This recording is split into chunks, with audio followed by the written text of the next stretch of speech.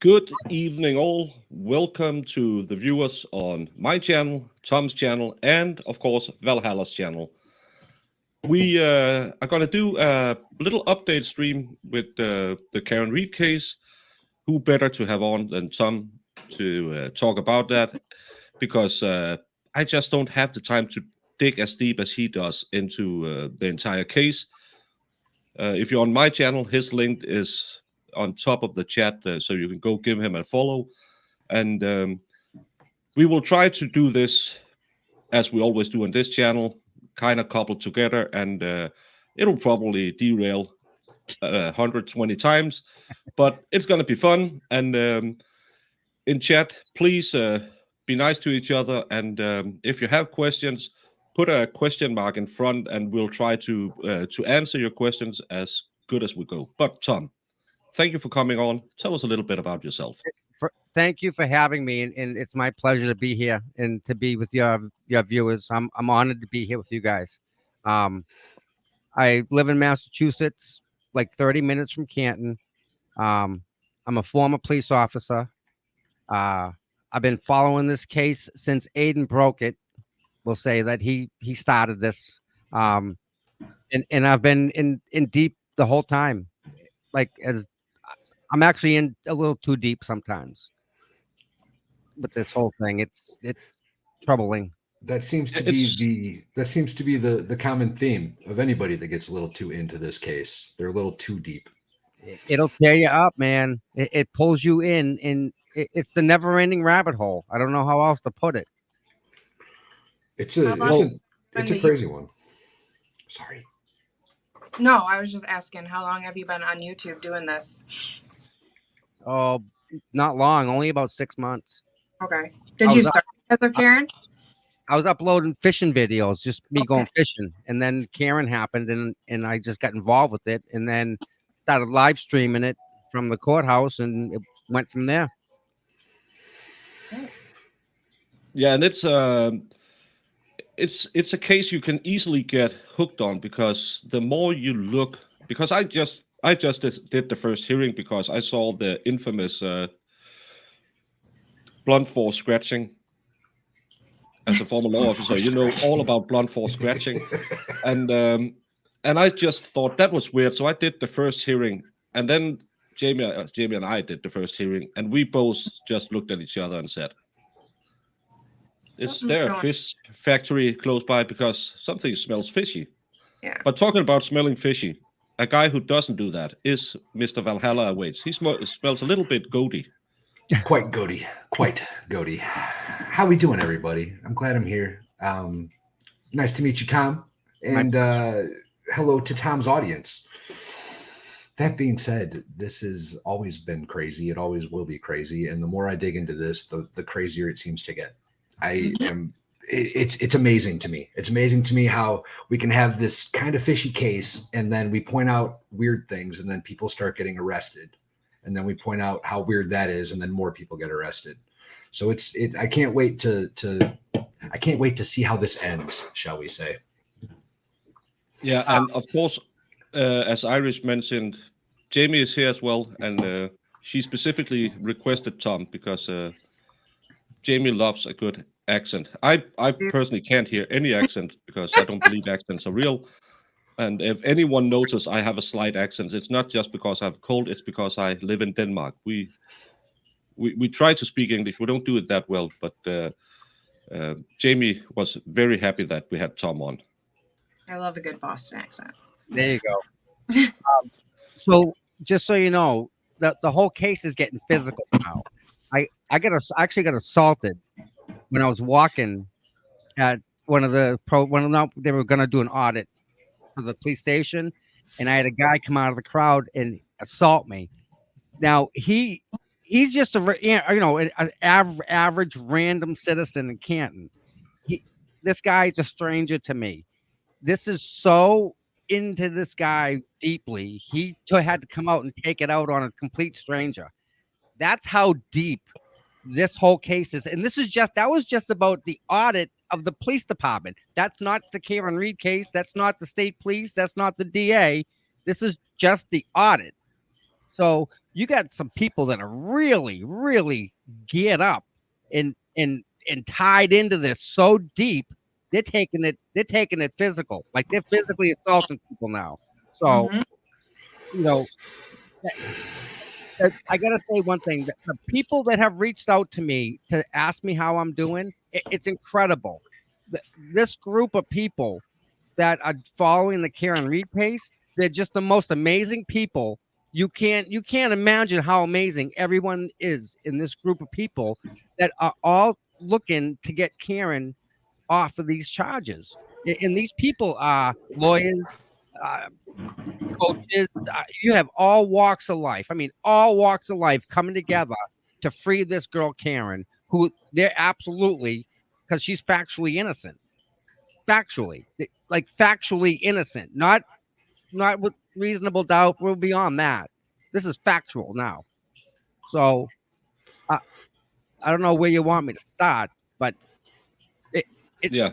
that's where we're at now. So I can rewind the entire tape and go back to the very beginning and come with the facts. I'm only going to tell you facts, not what I think, not what I, there's stuff that I know that I've been told that I can't tell you guys. Like I can't tell anybody, but there's stuff that I know is a fact that proves Karen's innocent, 100%. Yeah. I can't tell you guys. I'm bound. I can't. Yeah. Most people know this case, but to get like a rundown of the case would be good. What do you think? Can we? Do you know that Coffin Daffy is on with on Court TV now? She's a joke.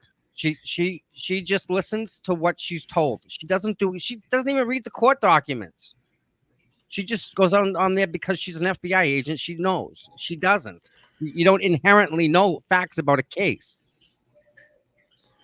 And to all the people who are writing, I'm sorry if I don't pull it up as we do normally, but just trying to keep an eye on it, and with the 69 people giggity.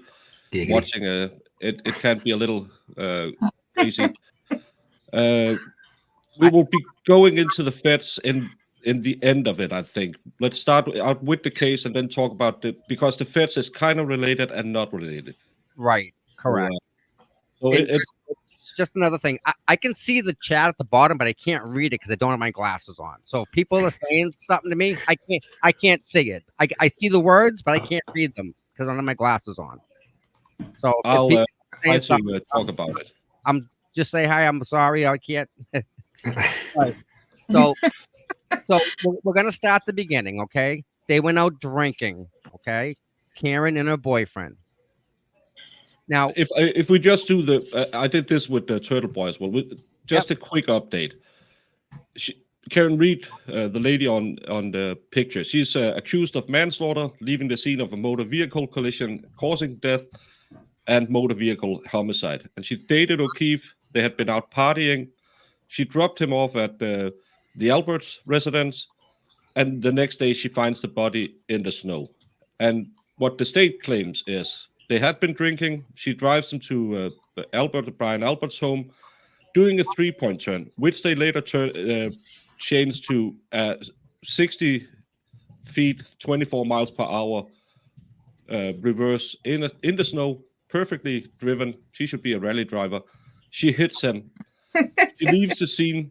Around 4:30, she tries to contact O'Keefe, then calls Carrie Roberts, who is how she connected to the Alberts. John was great friends with Carrie. He was better friends with Carrie than he was with Jennifer. And that was because of his two nieces and his niece and nephew he adopted. They were friends with Carrie's kids, so they're friends, parent friends, stuff like that. And is Carrie part of the Albert family? Like, is she married in or cousins? Is she anything? Nope. Okay. This is the only time she's involved in this entire case. It's the one time we see her name is only at the beginning when she finds John with that. Yeah, but a name we will see a lot is Jennifer McCabe. She's also there, and they find the body outside the Alberts home, and around 6 a.m. they call 911. And what the state claims is the evidence is they had a strained relationship. O'Keefe's niece and nephew said that O'Keefe wanted to take a break. No one ever saw him enter the Alberts residence. Karen do say she saw him at the door of the Alberts residence. The tail light is broken on the back of the car. I'm pretty sure Tom will have a minor aneurysm when he talks about that part of it. And she's alleged to have said, I hit him, or could I have hit him? She's reportedly saying at the scene, which Tom will probably say, no. Nope. And I found this visualization of, Oh my goodness. I know this is a crazy theory going around, and it's not the right car and stuff like that, but it's kind of fits with the evidence of the injuries on that guy. You know what? If he was on his hands and knees, that would work with that car. Yeah. And that's the big problem. I did a rendition of my own. That's when I first heard about the evidence. And I'm not a good artist, but where did I put it now? Yeah, this is how I imagined it happening. Because they forgot the cocktail glass. It's very important with the cocktail glass. That's one of the best whiteboard drawings I've ever seen you do, bro. Ever. I love that. It's so good. Thank you so much. Yep. Oh, and Unsafe Spaces is showing Port TV, so you're down to dual stream. Well, Scott, you come back when they're done, and we'll see it. Do our own. No one saw him on the ground either, so next they'll say an alien spaceship came down. Nancy. Yeah, she's right. Because this will be the 5th time that they've changed the motive or the way of him being hit. Because remember, 3-point turn, they saw her do a 3-point turn in front of the house, right? That's in the court documents that I've read. 3-point turn. Well, you can't do a 3-point turn at 24, 27 miles an hour. Yeah, I have that picture as well. Oh, this is the resident. Yep. That curb, that curb right there, that will throw your vehicle. I don't care what kind of vehicle you're driving, car or truck. You go over that curb at 20 miles an hour, let alone anything faster, but at 20, you're jumping that curb. That vehicle is coming off the ground. Oh, at 20, you're having some mechanical issues after that, guaranteed. Oh, yeah. In the snow, drunk, on top of all that, you're getting stuck. So Thank you, Sauter. That's where they supposedly found him, right by that flagpole. See the flagpole there to the right? That's where they found him laying down. His phone, we don't know where his phone was.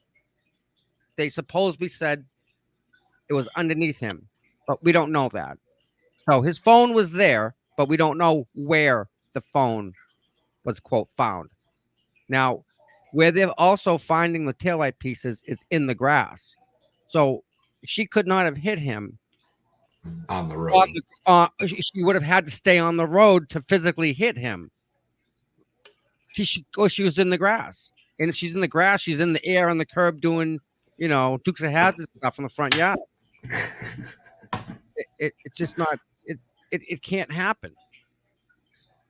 No, and again, as Anthony says over on your channel, if you go at 20, you're getting stuck in the snow and leaving tracks everywhere. Yeah, that's another little problem. There's no one, because you have at the scene later you have that, what's his name, who says he sees Karen before she drives off.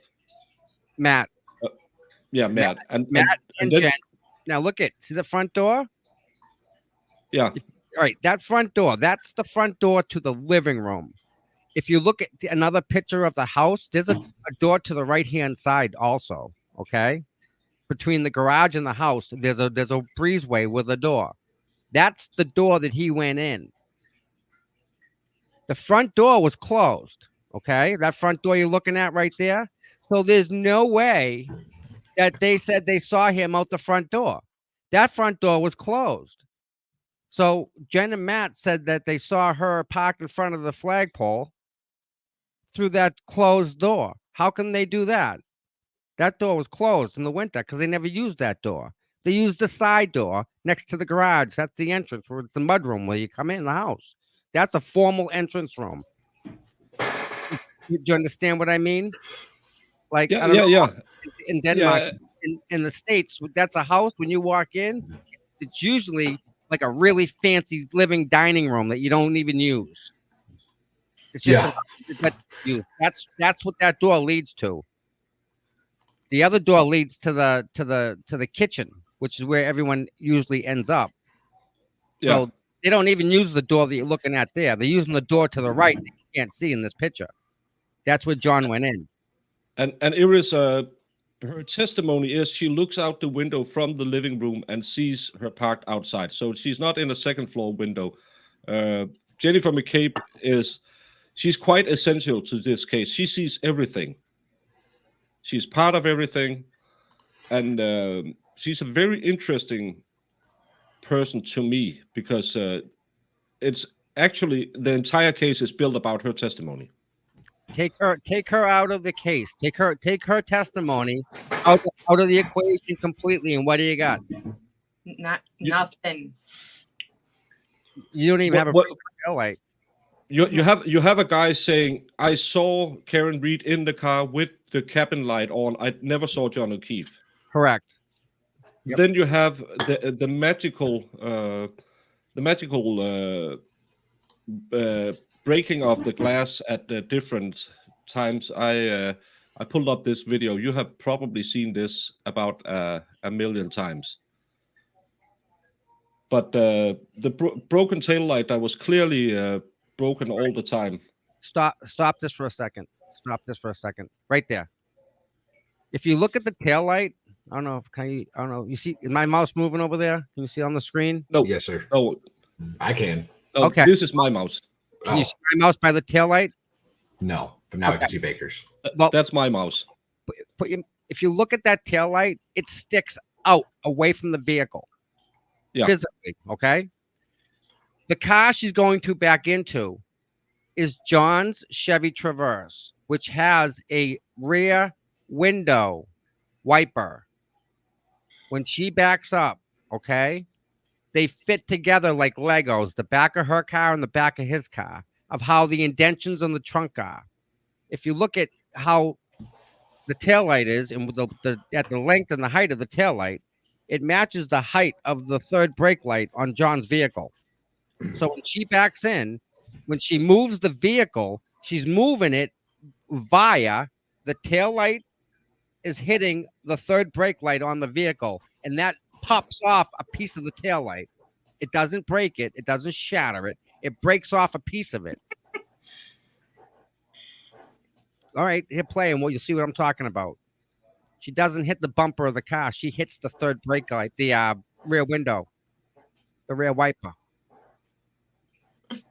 And that's what wipes see the out car move.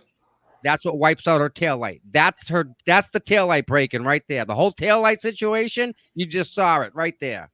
That's the taillight situation. Yeah. And if you look at the Chevy Traverse. The snow is different on the back of it now.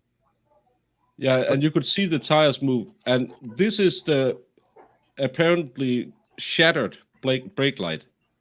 They say that's exactly the one too. Look at it. You can see it. You can see that it's broken. You can see there's something there, right. But let's see it when it runs because it could the light just switched. See how it's different? That's right, exactly. That spot lines up exactly. I took a tape measure to it. I took a tape measure to a Chevy Traverse. It lines up to the light. I love that. I do too. I'm so happy. and when it lights up, you can see the flash bulb and everything inside is intact. Now you know what? You know what's funny about that? They don't realize that light's an LED light. It's not a regular light. It doesn't have a bulb in it. It's an LED light. So they can tell when it was broken. Oh. Did they claim it was broken at the scene? Because you have it. Here's a picture of when it lights up, when it leaves, and every light on the back is working on this one. And this Now- is the same picture, just a close up. Yeah. This- And this is the picture from when it's towed. Okay. You see how the tail light in that vehicle is missing? Completely Yeah. missing. Complete. Now, you ready for this, guys? They towed the vehicle from Dighton to the Canton Police Department, to the Sallyport in the Canton Police Department. They then called in a police officer whose side job is that he owns an auto body shop, Mr. Brian Wantless. They called him in because he wasn't working, and they had him remove the taillight from the vehicle in the Sallyport in the Canton Police Department. I don't know about you, but they told me in the academy, you never take the evidence back to the crime scene. You don't bring it back. No. Why would you? They did. Well, That seems They did. And unfortunately, this is the quote best we got in the state of Massachusetts. The best top investigators is what we got. Now, they called the guy who's the Canton police officer, to take that light out. So I did a Freedom of Information request on that gentleman's timesheets, as well as any invoices that the town may have sent to his company, because he could have buried it through his company, Brilliance Auto. He could have invoiced the police department for the time he did, right? I love you. I love you so much already. I can tell. I love you a lot. So the response I got from the chief was that she can't release any information because it's currently under investigation. So we do know this as fact. We know that they called Brian Wantless in because he knew how to take the taillight out. We knew that he took the taillight out.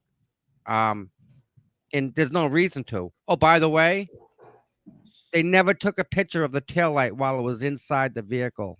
How does that happen? How does that happen? How, in a case where they're using the taillight material as evidence, do they not just A, leave it where it's supposed to be to process, and B, remove it without photographing it and documenting the entire situation? How is that even remotely a thing that is happening in the United States of America?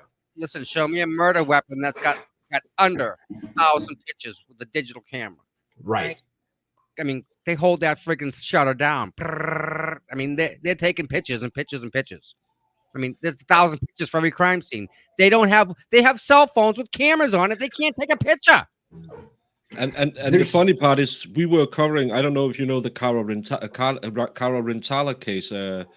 It was the first lesbian couple who was arrested for murdering her wife, and they found some evidence after 18 hours. They found the evidence in a trash bag at Burger King and brought it back to dry on the crime scene. And that's Massachusetts as well. And as a stupid guy who just do jury duty in Denmark, I was wondering, I never heard about that before. So in Massachusetts, you have a funny way going about with your evidence. But as I read, the tow guy described the injuries to the tail light. Maybe you could say what did he claim? In Massachusetts, okay, liability is a big thing. So when a tow truck driver takes possession of your vehicle, okay, he's going to take a possession of your car or your truck. Not again. That thing's so expensive to get out. He's going to put it on. He's going to take possession of the vehicle. He's going to put it onto his vehicle. He now has possession. He's responsible for that. So he has to do a vehicle inventory of that vehicle. He's going to note any damage to the vehicle, anything that's inside the vehicle. Make sure there's no like 5-year-olds left in there, no kids, stuff like that. And they didn't. They just. Again, they just did what they wanted to do here. And Peter is asking, wouldn't there be a camera in the Sallyport? I'm not sure what a Sallyport is. That's a the Sallyport is where you pull in a squad car. Say you're taking a person to jail, you pull into the Sallyport where you get locked in there in the back end, and then you walk them into the jail. So it's like a secure facility for the exchange of a prisoner from a vehicle to the jail. Yeah, so it's like Like a It's Like a garage. police garage. work. Like Yeah, a okay. super secure garage. And Scott McGinnis is saying crime scene was never declared or secured at 34 Fairview. Yeah, that's true. That's Now, insane. but Also, this is the problem, okay? When the Canton police first get to the site, okay? The Canton police don't know anything. They know that there's they know there's a body. They know that it doesn't look good, right? So they don't know what it is. They don't know if it's assault and battery. They don't know if it's if it's a murder, like legit murder. They don't know if it's a hit. They don't know if it's something to do with him being a cop. They have no information now. But where do they get the information? Who gives them the information? the wife. Jen McCabe. Oh, we were out drinking the night before. She's integral in this whole entire thing. Yeah, and it's her who talks about them fighting at the bar and how she moves between the bars with. I don't get why the problem is she comes in with a glass. Well, It's just another, oh, she's a B word. it's one of those things that again, and cops do things like that because they can get away with it. They have an open container. They can drive around with a beer in their hand because they're a cop, especially a cop in Canton. Like Right. Every cop. So first off, you're not getting pulled over because the cops know who you are. Up there goes Karen and John. There goes Matt and Jen. Like they know who these vehicles are. So they're not getting pulled over first. 2, they're cops. You're not going to get busted on top of that. 3, I don't want to say they're entitled, but they're pretty much entitled in the town of Canton, so they can do whatever they want. To include take a drink with them. Which is It's the good old boy system. These people are all connected. They've been connected forever. They all work together. They all go to the same social events. It's a social group of elites in the small town of Canton. That's what it is. Yeah. Yep. And Iris is asking, there's no CSI people. Well, the problem is all the evidence is the lab is working on it. They don't have the right signatures. They don't have the right equipment. They are backed up. They have twice been remanded by the judge to speed up the process from the prosecution side and deliver the evidence to the defense. And they blame the defense for not signing the right paperwork. Well, Baker, let's if I'll tell you what, Baker, if me, you, Tom, and Jamie, we all get into some shit, right? and I give all the evidence I have, and I give it to Baker, right? And somewhere along the lines, something didn't get signed. Well, that piece of evidence is no longer usable. So Baker's going to hold on to it as long as he can, and then he's going to pass it along to Tom up there. And Tom up there, he's going to say, "Oh, well, this form's wrong on this piece of evidence. We don't have that. That's not a good piece of evidence anymore." By the time it gets to Jamie, she's looking at a mismatched pair of gloves that don't make a damn bit of sense, and the evidence report is so convoluted and jacked up, it doesn't matter anyway. It's just a matter of time before all of the keys either fall into place or don't, right? Because we're all in the same group of friends. We're all in the same group of authoritarian positions that we feel entitled enough that we can get away with it. Yeah, we just have our little YouTube community and keeping all the other people out, all the people on Twitter out. That's a way better way to do it. Eris asked, Tom, are you worried that they're going to trump up charges on you as with Turtle Boy? Have you been accosted by law enforcement? Well, my interaction with law enforcement has been a disaster. I saw you at the police station. That was a fun experience. Like, I'm handicapped. I don't know if you guys know I'm handicapped. I had a surgery go really bad. The doctor cut stuff he shouldn't have cut, so my nerves blew my leg up. So I'm done. The minute he cut my nerve, I'm done. Paralyzed. Have a nice day. The cops decided that I'm not paralyzed. And the magistrate decided I wasn't paralyzed. So now I got to fight with both the cops and the magistrate because now they're discriminating against me because I'm handicapped. Problem is, because I'm handicapped, that makes the charge a felony against the doctor, not a misdemeanor, which they can wash away and make that go away. They can't make the felony go away. That's the problem with the cops in the town of Canton. But let me back up, okay? Let's go back to the Karen Reed thing. Yeah. You talk about evidence, right? How it gets misconstrued because it has to go to this one, to that one, signed, not signed, written on, not written on, notes. Imagine this. John is at the hospital. They cut all his clothes off of him because that's what the people do in the emergency room. When you come in, they're cutting their clothes off. They don't Oh, care. yeah. They don't care what it's coming off, and they don't get it out of the way. Well, Trooper Proctor, who was there, took possession of John's clothes because at that point it was a murder. It wasn't the Canton thing where they didn't know if it was a fight gone bad or a hit or any. They had no idea. But when Trooper Proctor got to the hospital, he knew it was a quote unquote murder. So he took the clothes, manslaughter, and put them in an evidence bag, and then brought them to his office, where he left the clothes for like 5.5, 6 weeks. What? Yeah, he left the evidence. He left John's bloody clothes. You know the clothes that would have the dog DNA in the arm, Oh yeah. Oh and yeah. other people's DNA on him from a fight, maybe. Dog like- hair. Yeah. Any form of DNA whatsoever. Well, now mind you, blood evidence after like 3 or 4 weeks, it's harder to get information out of the blood because it's dried and it's changed somehow after a certain time. You can still get information out of it. It's just harder. So if that lasts 3 weeks, he kept it in his office for 5 weeks intentionally. Like, That's he- insane. is he that busy that he can't bring the clothes to the evidence and check it in? Also, he went back to the scene 5 different times and found pieces of the taillight 5 different times, and not once did he write a report about it. No pictures, no nothing. You just get a baggie with dates with his writing with dates and times on it. That's it. Nothing else. And this is a murder case. He's got no documentation to prove he was there to get them 5 pieces of taillight. Yeah, and I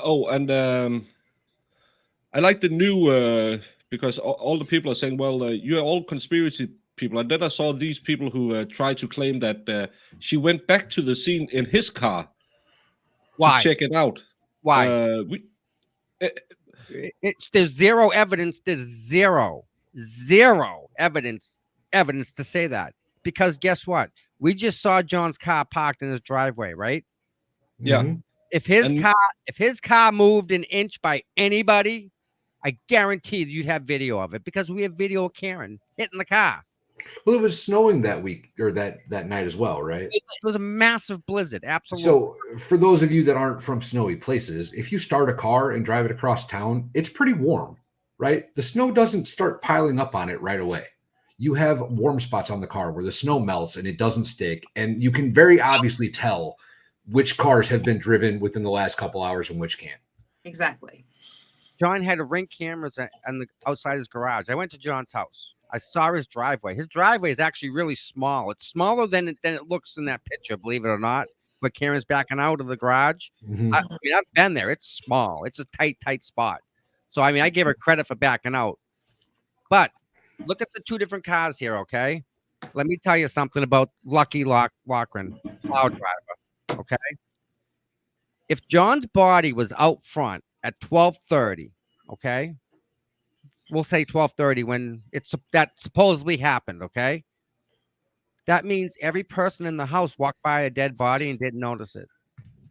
You have trained people that live in that house that didn't know the dead body, that didn't see the dead body when people were leaving. Same people looking out the front window, the front door that they were looking at. They didn't see the dead body. They saw the car, but they didn't see a dead body. All these people in that party, because don't forget, it was a party that night. Yeah, and I like what I'm going to butcher your name right now. Leandra says You did the good. fractures, the injuries to him. It's described as going 10 rounds with Tyson, and he has these 2 scratches on the back of his head, and he has the blunt force trauma to his right arm that we all clearly can see isn't Chloe, who has been at his arm, and how can they? I would love the medical examiner who tells you that's what happens when I don't know how much does that car weigh, how many newtons of force do it hit you with at 24 miles per hour? Exactly. And I don't know if you know, I just covered the Lorianne Phillips case out of, Jamie, help me out. Where was that out of? That was Wisconsin. Out of Wisconsin.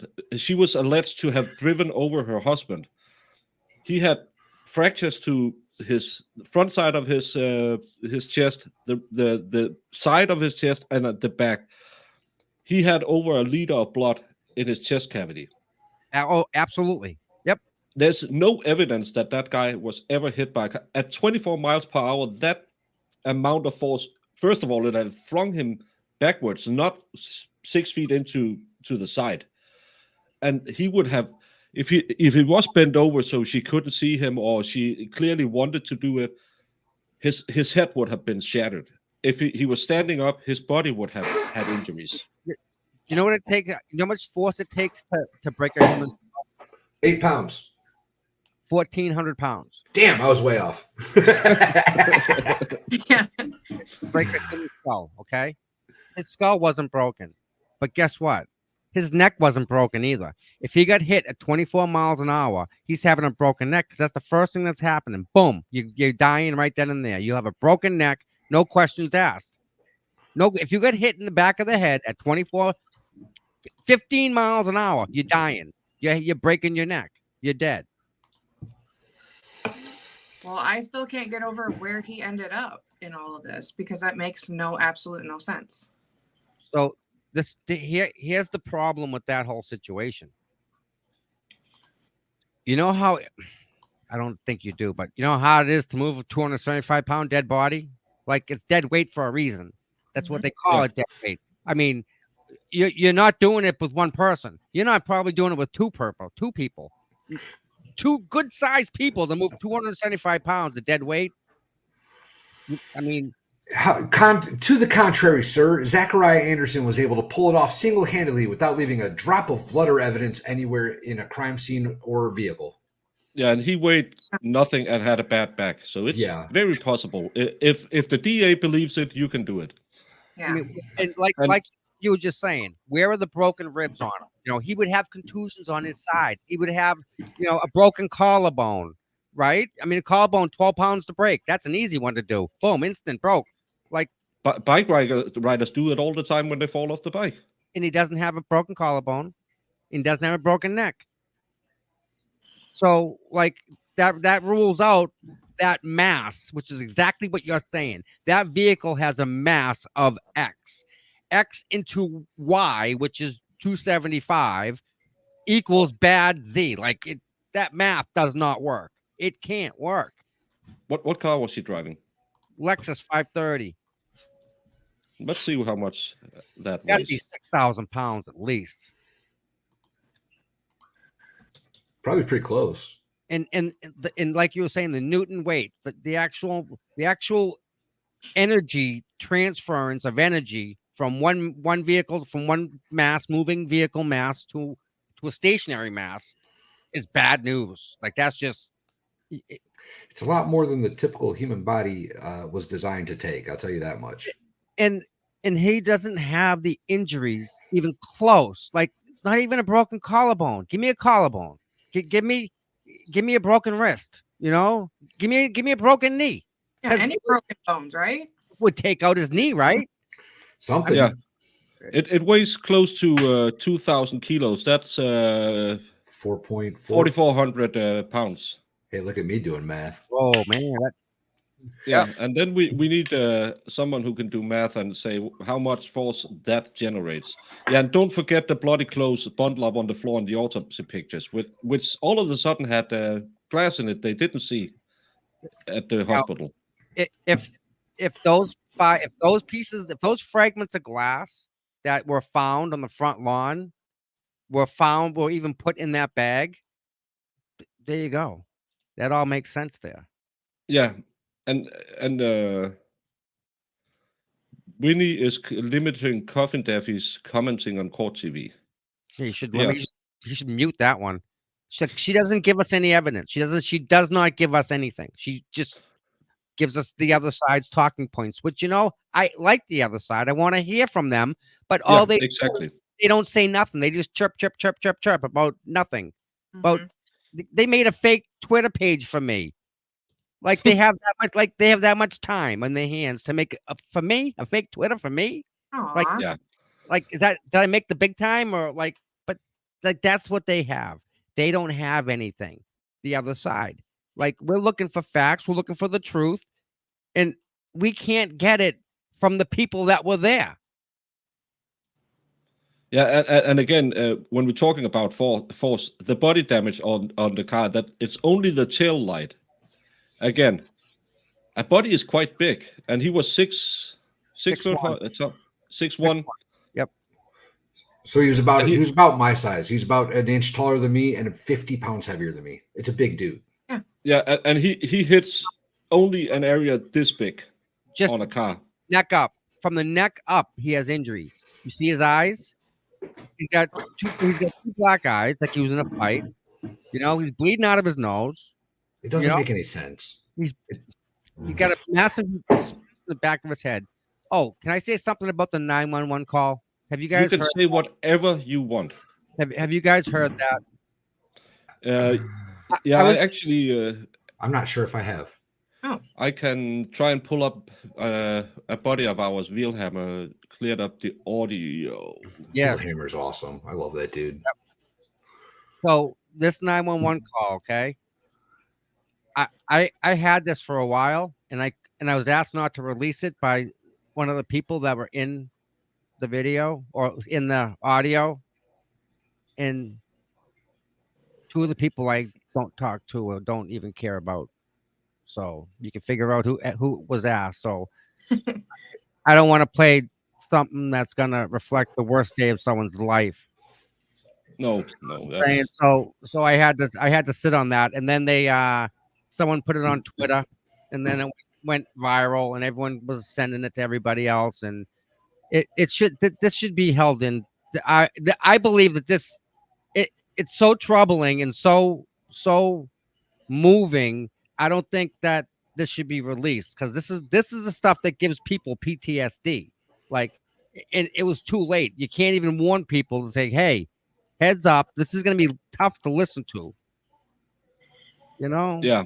So Yeah, and they're trying to put off his internal damage as being part of the car, but yeah, that's hypothermia. That's what's in the report. he had a broken hand, a boxer fracture, they call it, from fighting. You get that from fighting. There's only one way you get that fracture. Only Punch. one. Boom. Exactly. Yep. You punch something. That's the only way you fracture those bones. Did he punch the back of the car? And is that how the car got dented? Like, how does that work? Interesting theory. Yes. Is this the new? Well, she didn't hit him with 64 miles per hour, 24 miles per hour in reverse, then ran him over again with John's car, then got hit by a lucky plow driver, and you're the crazy ones. Yeah, that's because as Tom said, I would really like because I try to play this game openly, and if you are out there, if you're watching right now, and you believe all of what Tom is saying is tomfoolery. Just made that up. No, you didn't. You're more than welcome to. I'll skip my sleep another night and do another show where you can come on and tell me how Tom is wrong. I would really love to, instead of just calling everyone a lunatic and saying that it's just because they don't like people or they are harassing people. I would really, really like someone to come on and talk about it. And we are nice people. We'll listen to anyone, but. As Tom said, this is not the greatest. I'm going to turn it on. I have to go blow my nose again, and then I'll be right back. But it's 4 minutes, so I should be back before it ends. Turn on the audio. You got it muted. Yeah. Well, on the player. There you go. Shout out Valhammer. Yeah, good job with this. Excellent job, by the way. He's a master Yeah, of whatever this is.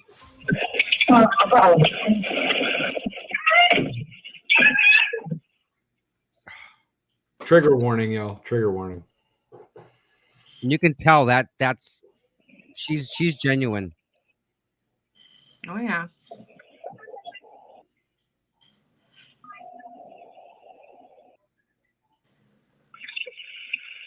Yes, I need someone to see 34 Theory Road, Britain, Mass. There's a man trapped out in the snow. Yes. Yeah, I don't know why he did that. He's dead. Okay.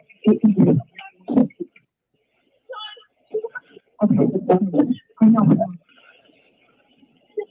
Where's the blanket? I don't see blanket, Terry. Yes, I need some.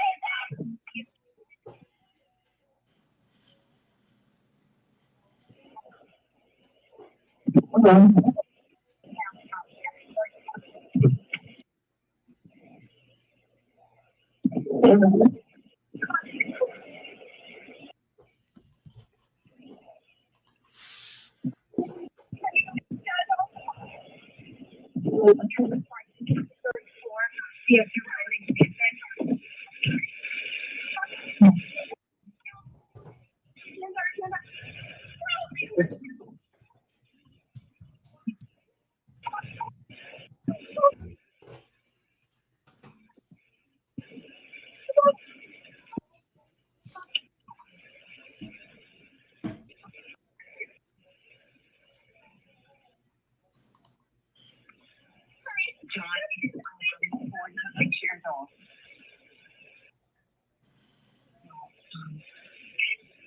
I don't know. He got out of the car and it could be an operator. Carrie?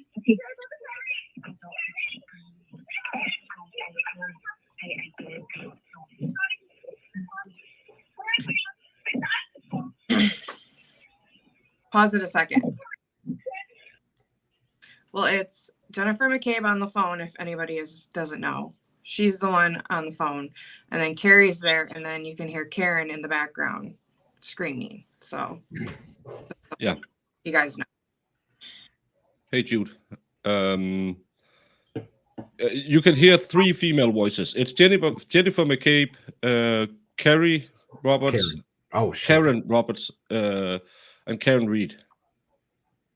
Why is the audio so weird? It's because it's a really, really, really bad recording that Wheelhammer has done his absolute best to clear up. Let me explain something real quick. The reason that it sounds weird, okay, is Karen, when they were driving around, she's calling John on her phone, like calling, goes to voicemail, she hangs up, she calls again, it goes to voicemail, she calls again, goes, she's just beating up his phone, okay? She's nonstop calling him. They drive down the road. She had hit send. It takes a while to connect, 7 seconds to connect. She sees John. She drops the phone. The phone goes to voicemail, which is why we have this recording. We're listening to the recording of the voicemail on John's phone that was in the back seat. So this is not a 911 call. This is a voicemail that was on John's phone. That's crazy. Does it make sense? As they were driving by, if you go back to the beginning, you can actually hear her drop the phone and go, John, and she jumped out of the car. Yeah, you don't hear a 911 operator. Yeah, that's why I was like, why can we hear her sort of, but nobody's talking back? You're hearing it's on the cell phones. It makes sense now? Yes, sir. Yeah, sure. And the reason, listen, when the reasoning that the guy cleaned it up is because you can hear the windshield wipers. All you hear is the windshield wipers. So by him taking the windshield wipers out of the recording, we can hear clearer what they're saying because the windshield wipers were really washing out the sound, what it was. Have they not released the 911 calls then? Nope. Why? What's the justification for that? You hear it. You hear Jen's calm, cool voice like she's done this before. There's no urgency in her voice. The guy that she invited is dead in the front lawn, and she's just chilling on the phone. Yeah, can you get me an ambulance when you get a second here? Come on. We have a man. Have a man. Yeah, There's some man in the yard. Tell me you're not screaming. Get me help now. No Fix kidding. my friend now. Right this second. Get here now. Don't ask me questions. Send it in. Even if it's not my friend, if I wake up tomorrow and there's some dude laying in my front yard, Like, get here now. Oh. Get here right now. Yeah, that's what normal people do. But again, she rolls up on a dead body, calm as can be, especially the guy that she invited over. That Karen Reed's pretty frantic in the background. Oh yeah. Yeah. that is troubling. That's viral. That's pain. Like That's real Yeah, and- insane. And Yeah. like T59 says, the owner of the house never came outside. There's 3 people standing. It's 6 in the morning, right? But he's a trained first responder, by the way. yeah, and you have three. You can hear Karen, because if that's in the back of her car, you could hear it in the bedroom as well. You would wake up at some point thinking, why is there screaming outside of my house? So at the end of the call, you're going to hear a couple things. They can't. Jennifer's cell phone records show that she made a phone call to her sister who was in the house. You can supposedly, at the end of the phone call, you can hear her whisper something of the effect like, "You gonna fucking come out and help me, or no one's fucking gonna come out and help me?" She's saying this to her brother-in-law and her sister-in-law who are in the house, who never came out, and they're first responder. He's trained first responder. She doesn't knock on his door. Hey, come fix my friend. He's on your No, phone. Come out here. and as Cece says, how about on the 911 call saying it's a cop? Oh. The ambulance would have flown over there. You would have had a much different response if she had mentioned police officer. It would have been not just the Canton cops. You would have had other towns, other detectives. It would have been She something. wouldn't have been able to. They wouldn't have been able to keep it as hush hush. And not just that, they let her leave the scene with her vehicle, the murder weapon. So she left the scene with her murder weapon. So the chain of custody is broken because you let the murderer leave with the murder weapon. This, Yeah, now, and this is the best we got in Massachusetts. This is our elite. These are our guys.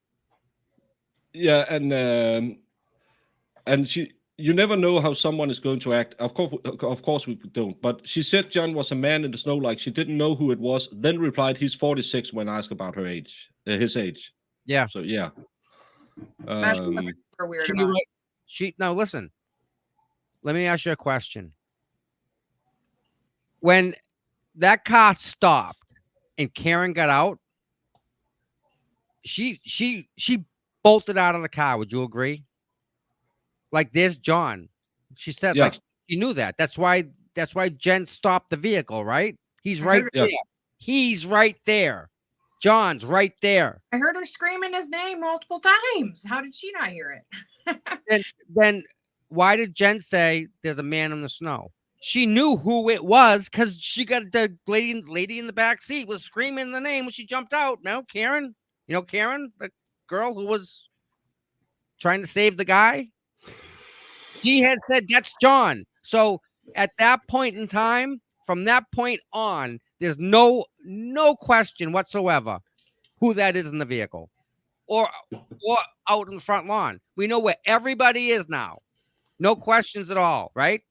Everyone's accounted for now at that moment. Yeah. Yeah, and I think they try to tell why she's saying John is because she was screaming in the back seat about him all the time. That's why it's on the recording. That's the latest thing. That while they were riding around, she was just screaming and John in the back seat. When this audio came out, they had to figure out how to explain why she's yelling John at the beginning of the tape, and that's because she was doing that the whole time while driving around. But think about this too, okay? And it's gonna be hard for us guys to figure this out. Maybe Jamie can help us, but if for example, say you pulled an all-nighter and didn't tell your girlfriend what you were gonna do, you just ghosted her. You just didn't show up, right? She's calling your phone and you're not gonna answer. You think she's a happy person when you do see her? Like she's gonna be happy? Oh no! No, I'm gonna Oh no! So she's livid because he didn't come home again. exactly. He's pissed. But what happens when she does see him? That's love. Her scream, you can hear the love in her voice by the tone of her scream. So Yeah. that whole thing fighting and stuff like that. That's couple. That's normal stuff. I mean, what a fight is to a 10-year or 12-year-old is not what a fight is to a 40-year-old. You know, a disagreement's one thing. A fight's a different thing. You know, how kids see it is different. So what they're saying about them not getting along, I don't see it. No, and again, the fight was over what she had fed the niece at breakfast. Really now? Yeah, Really? normally that's I told you she don't need that sugary stuff because she got hyper. Well, she wanted it, and I didn't want the fuss. That's an argument you have Don't over breakfast. Don't buy it. No. Don't No. buy the sugar cereal. Done. Fixed. Yeah. What about Carrie saying she got a call from Jen at 5 something, and that's how she found out he was dead, but the 911 call was after that. That there's something weird about this, okay? It was Coco. It was the sister-in-law. The sister-in-law supposedly said that she got a call at 5 a.m. saying John's dead. At 5 a.m. is what she said. She got a voicemail, and the voicemail was at 5 a.m. from Jen McCabe saying John's dead. Now, they didn't find him till 6, and the phone call happened at 5. Also, which we've been looking to get our hands on, supposedly they called the Canton Police Department to ask them if they've seen a guy walking. Did you pick up somebody walking, like a 6-foot Boston cop, drunk? Happen to find someone like that? Now, mind you, every cop knows who John is. Every Canton cop, they knows he lives at One Meadows because he reported the drug dealing that was going on in front of his house. Yeah, and that's So- again, and Elephant. No, they're not moving this case. I think they've asked for. Nope. They haven't asked for it to be tried somewhere else. Well, then they're not moving it. But The district attorney now we're going to fast forward. The district attorney is who asked to move the case out because the district attorney is now investigated by the FBI, or he's been being investigated. Yeah. yeah, The DA is now in deep shit. yeah. But Wasn't he's there- saying the FBI can't go into their murder trials. It's The they don't FBI, do that. right? The FBI Bet. can't get involved in the Karen trial. They're not. They're involved with the people who investigated the Karen issue, that whole thing. So, like, they can't investigate the murder itself. They can't find out that John went into that house. John went downstairs. John got beat up. Then they dragged him outside. They can't find out about that. But they can find out about the taillight pieces that weren't there. The missing library tape. Now, listen, real quick. You know how they have two different chiefs in that town? They have 2 chiefs. One of them is Chief Rafferty, the female chief. The other one is Chief Berkowitz. Now, Chief Berkowitz is on medical. He's on medical leave. And he happens to be driving by 34 Fairview. And what does he see with his own eyes? He sees a piece of taillight fragment as he was driving by. Shocking. You know what the Yeah. best part about this whole thing is? You ready for this? And no one's even figured this part out. That freaking dude is blind as a freaking bat. You see his glasses? No, I'm dead serious. Have you seen his glasses? No.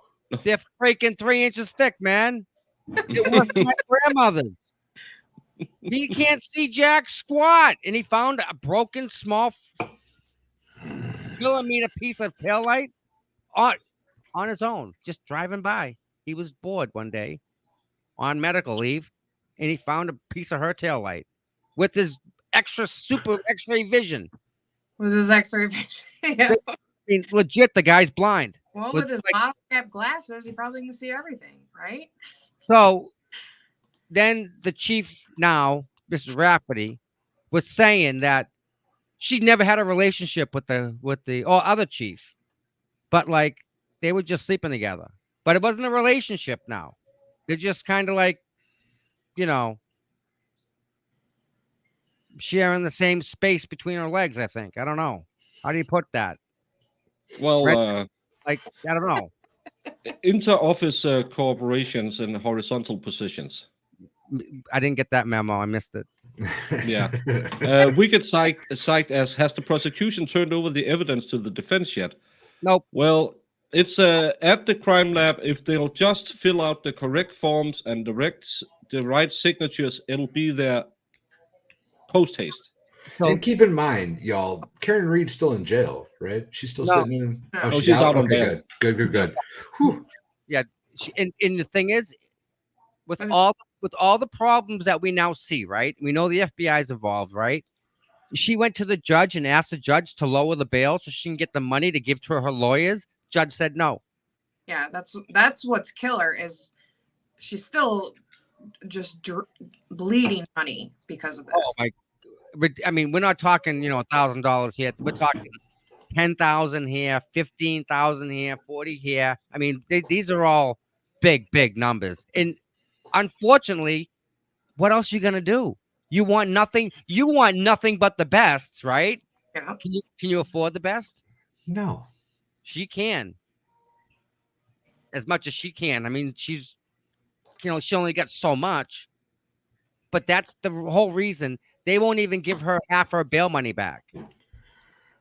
And that's the judge. Now the judge is just as complicit as anything. The judge was getting money from one of the people who were in the house when the murder took place, because $475 she got for renting out her beach house to one of the people who were not witness type of a witness, but not a witness.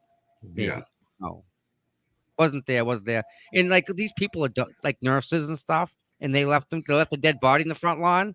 Come on, they shouldn't be a nurse if that happened, right? Don't they have to take some kind of oath? Some kind of Yeah, what is it, Hippocratic. hypocritical at this point? That'd be the one. Yep.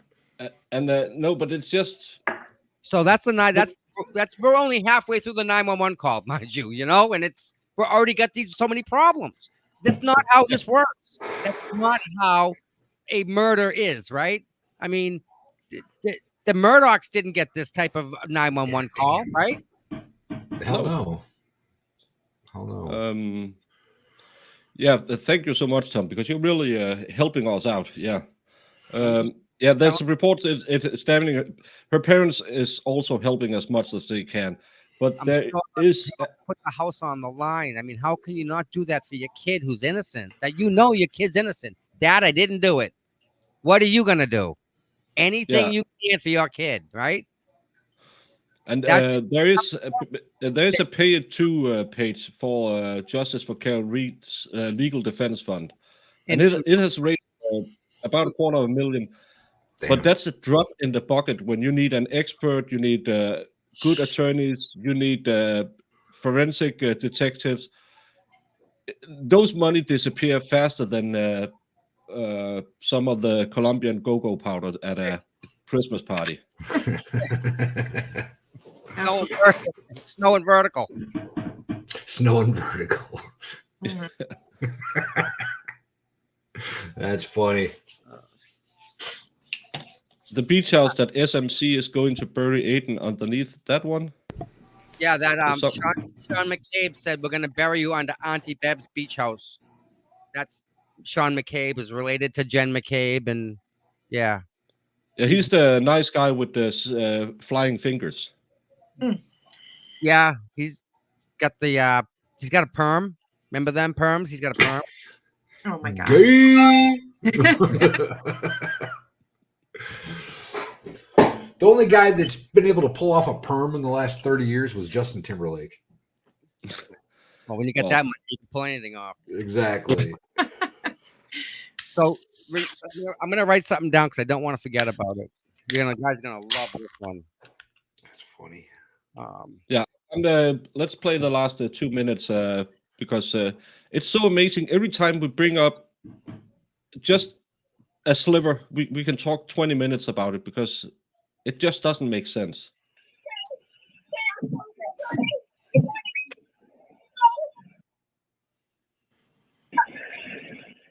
You guys are very good.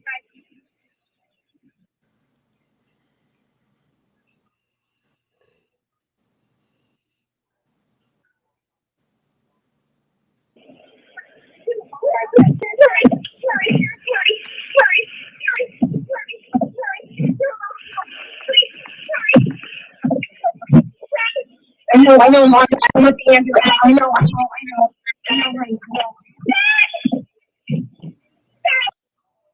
I know. I know, honey. Is that the way you talk to your? She's just that's so dismissive. It's sad. It's ins- It's dismissive is what it is. It's just go. I got it. Yeah, I know. So Yeah. dismissive. Wrong. well, I'm focusing on other things right now. I've got things on my mind. I know he's dead. I've known he's dead for hours now. I know, honey. I know. Go away. Let me focus on how I'm supposed to speak right now. How Yeah, like how do you say that to somebody? yeah. I know. That's something you say when your kids come in with a bruised knee. Yeah, I know, honey. Yeah. And Wicked Psych, thank you so much for the super chat. Thanks for getting up in the middle of the night for this, Baker. Well, it's my pleasure because I need to get up in the middle of night to talk to people who know stuff about this case. And Tom is an absolute blast to have on. And we have over 100 people watching across our platforms. And everyone, thank you all so much for showing up. This case it's fascinating and frustrating at the same time. But thank you so much, Wicked. And I know there's a lot of questions I might not be pulling up, and some of you asked the same 3 times in a row. But I'll try to pull them up and ask when there's a little break. But Tom has the same disease I have. When we start going, we're hard to stop. And the problem is, opposite me, who always talks but never says anything. He says a lot when he's talking. So I'll try to answer to ask your questions. And Nancy Berry says there was more snow inside the house that night than outside. Mm. And where did it come from? Evidence locker, Canton Police Department. Well, if John O'Keefe was reporting the trafficking in front of his house, I'm a little curious as to who was supplying that trafficker. Would you be surprised if it was someone that worked at the police department? Nope. Not even a little bit. Now, would you be surprised if John O'Keefe called the police department and the dispatching officer, right, the guy who is at the desk, the dispatcher, gets the call? Oh, there's drug dealing at One Meadows Avenue out front? Really? Oh, okay. Hangs up. Who takes the call? Who says, I got it? I got this call. Oh, it's got to be our boy. It's got to be. It's an Albert. Ryan Shocking. Albert.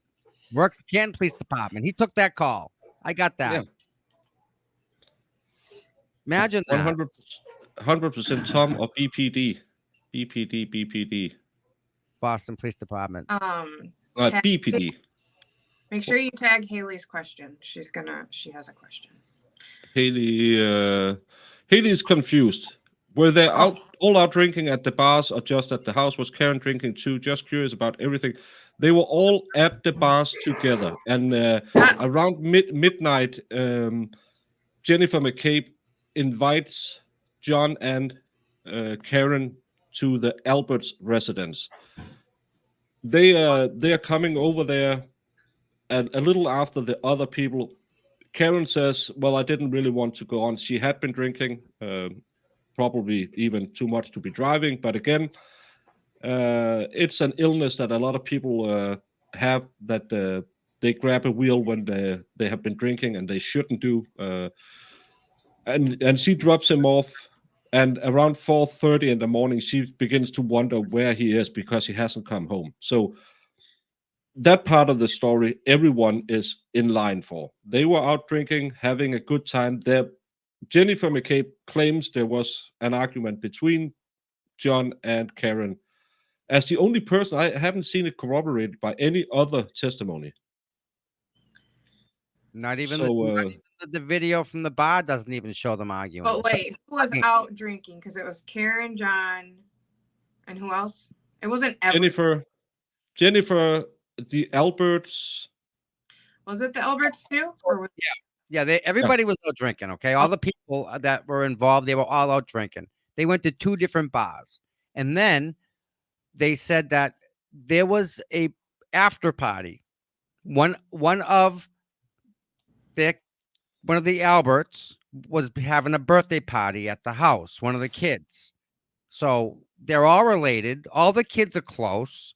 So they had a birthday party. It was so and so's birthday. Trust me, in a family that's that close, they all got matching chest crests, tattoos. If they're that close, that everyone knew that the party was going on. So the party was going to continue after the bars.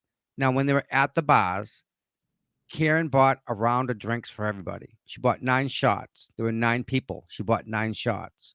And I think she drank 1 or 2, but regardless, they're going to say that she had 9 drinks and she was plastered. Let me tell you a couple things about Karen. She's got some sickness, like legit sickness, serious stuff.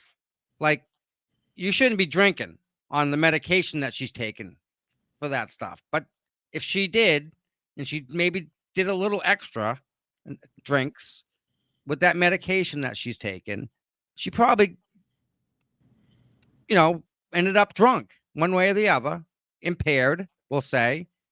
She drove John to the house. Now, John, for whatever reason, we don't know. He said he's going to run in. So John runs into the house. Karen waits for him outside. He never comes back out.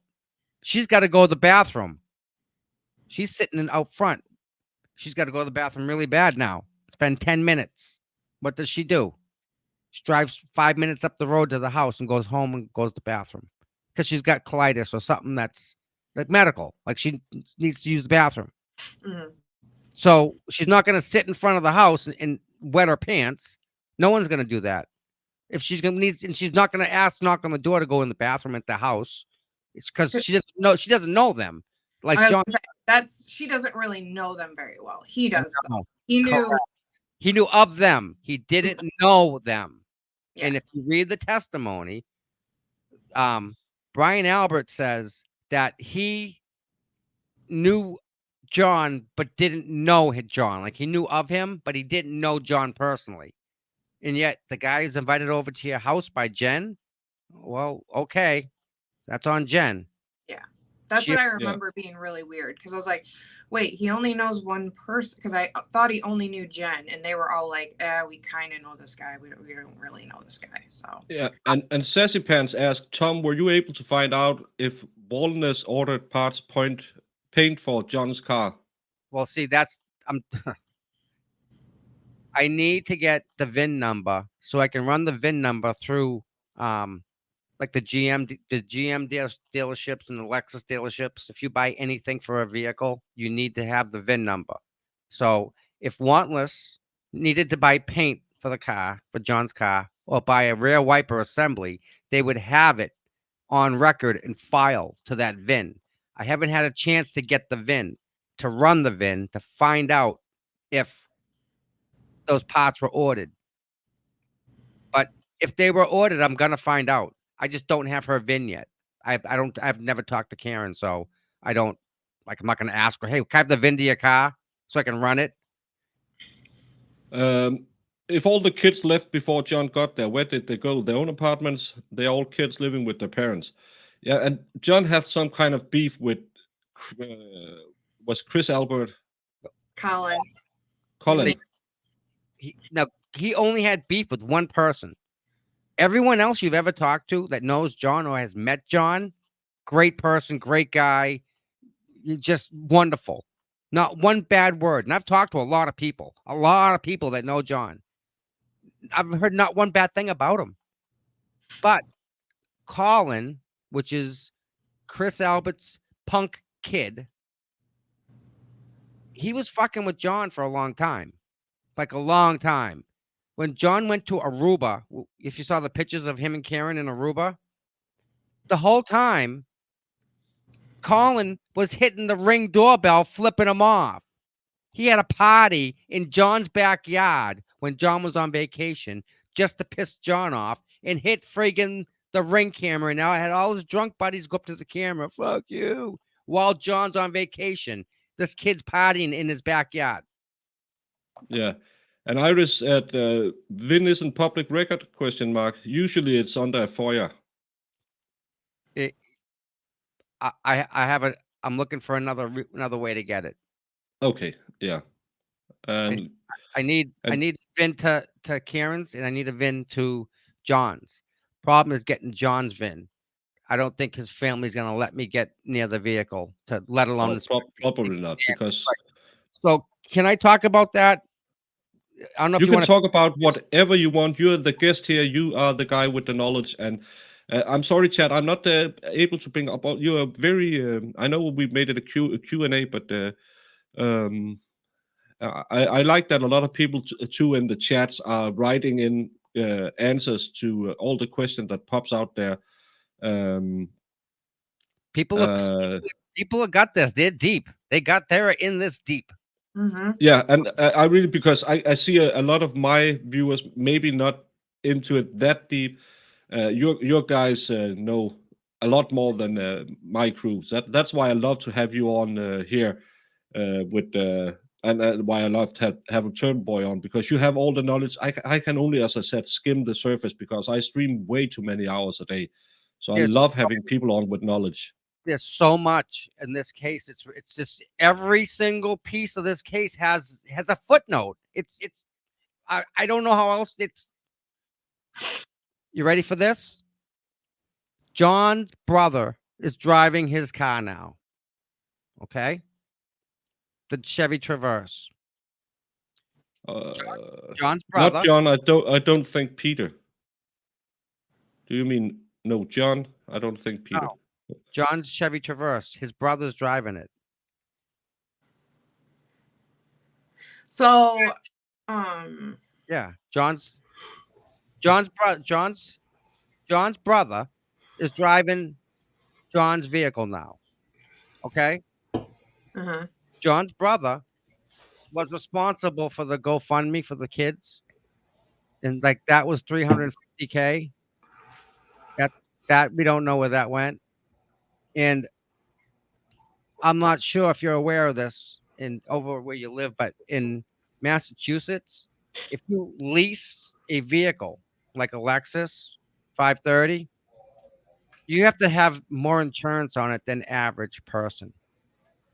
So if your liability is $500,000, if you lease a vehicle, it's $1 million for accidental death. Jesus. Because it's a lease, because it's not, you're borrowing the car. It's not Right. necessarily yours. So they make the rates higher for liability. So guess who put the claim in for the cool $1 million?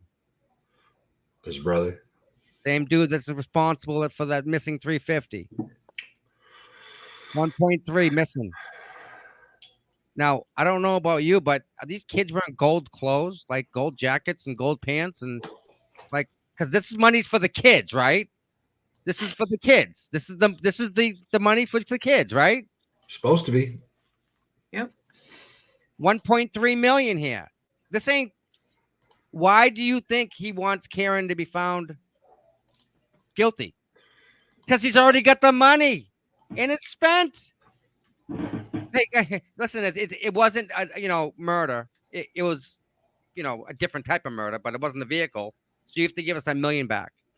That's gonna be a day. Yep, that day's coming. Yeah, if Karen's not responsible, then her insurance claim it's null and void. Yeah, bingo. And thank you so much, Brandon, for the super chat. You have been an absolute chief today. You're way too kind. Bless goes the man. He is the manliest of men. But I just started starring things so I could remember it. Haley Wolf is asking, what would other theory or motive be if it's people in the house and someone is? I think they want me to pronounce the name Staunton. I don't know. And Snatch is saying Jen McCabe's phone shows her pacing back and forth all night before Karen Reed called her. I think there's some arguments about that. John's brother is driving. Evidence? Yeah, because the car is hid outside the house. And Brandon just said posted, but thank you so much, Brandon. Can you continue? So just so we're kind of keeping with the story too. So she left to go to the bathroom and she left John there, right? She drove away. And the reason she drove away is when they were in Aruba, John went out drinking. Well, they both went out drinking, but she went back to the room for the kids. Mm-hmm. He ended up like not coming back to the room that night, and he was plastered. So she had a problem with the amount that he was drinking. I think that's what the arguments were about, was the volume that he was intaking, not the fact that he was drinking. I think it was just the amount that he was drinking. He was drinking and getting hammered. Like hammered. So when he walked into the house for the quote after party that she didn't want to go to, he never came back out. And she says, you know what? I ain't waiting no more. I'm done. This is the second time or third time he's pulled this. You know, I'm out. And she tapped out and drove home. Yeah, Now- and that's totally reasonable if he had a tendency to fall in a beer hole, as we call it in Denmark. And if you keep reading the report, they all say that she didn't feel good. Yeah.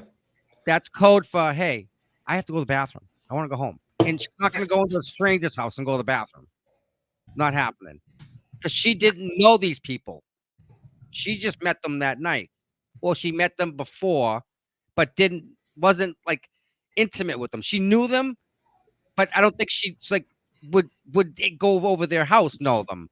Like she knew who they were, that type of thing. No, she didn't know them good enough to ask to go to the bathroom.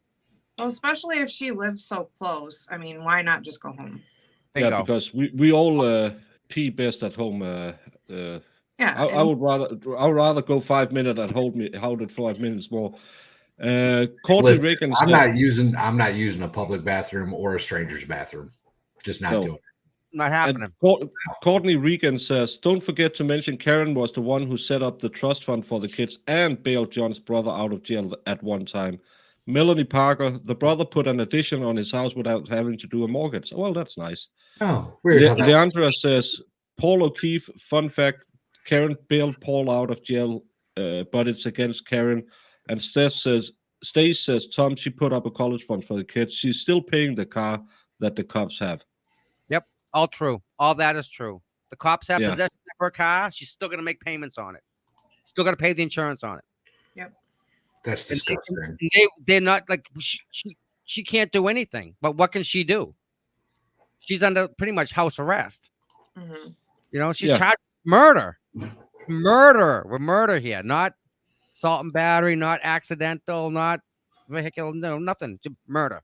Well, and to expound on that, I don't know if anybody's ever tried to like get a job with a pending serious case over their head. I haven't, but I know a bunch of people that have, and nobody's going to hire you.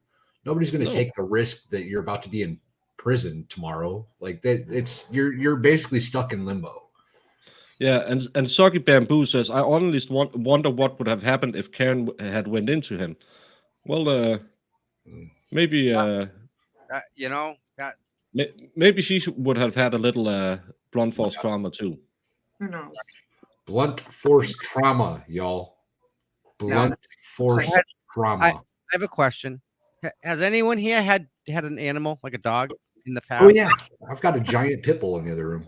Okay, so you've seen that before. Oh yeah, I know exactly what that is. Okay, I'm just checking because I've had dogs my whole life, and I knew I didn't have to be told what that was. No, I know. Close.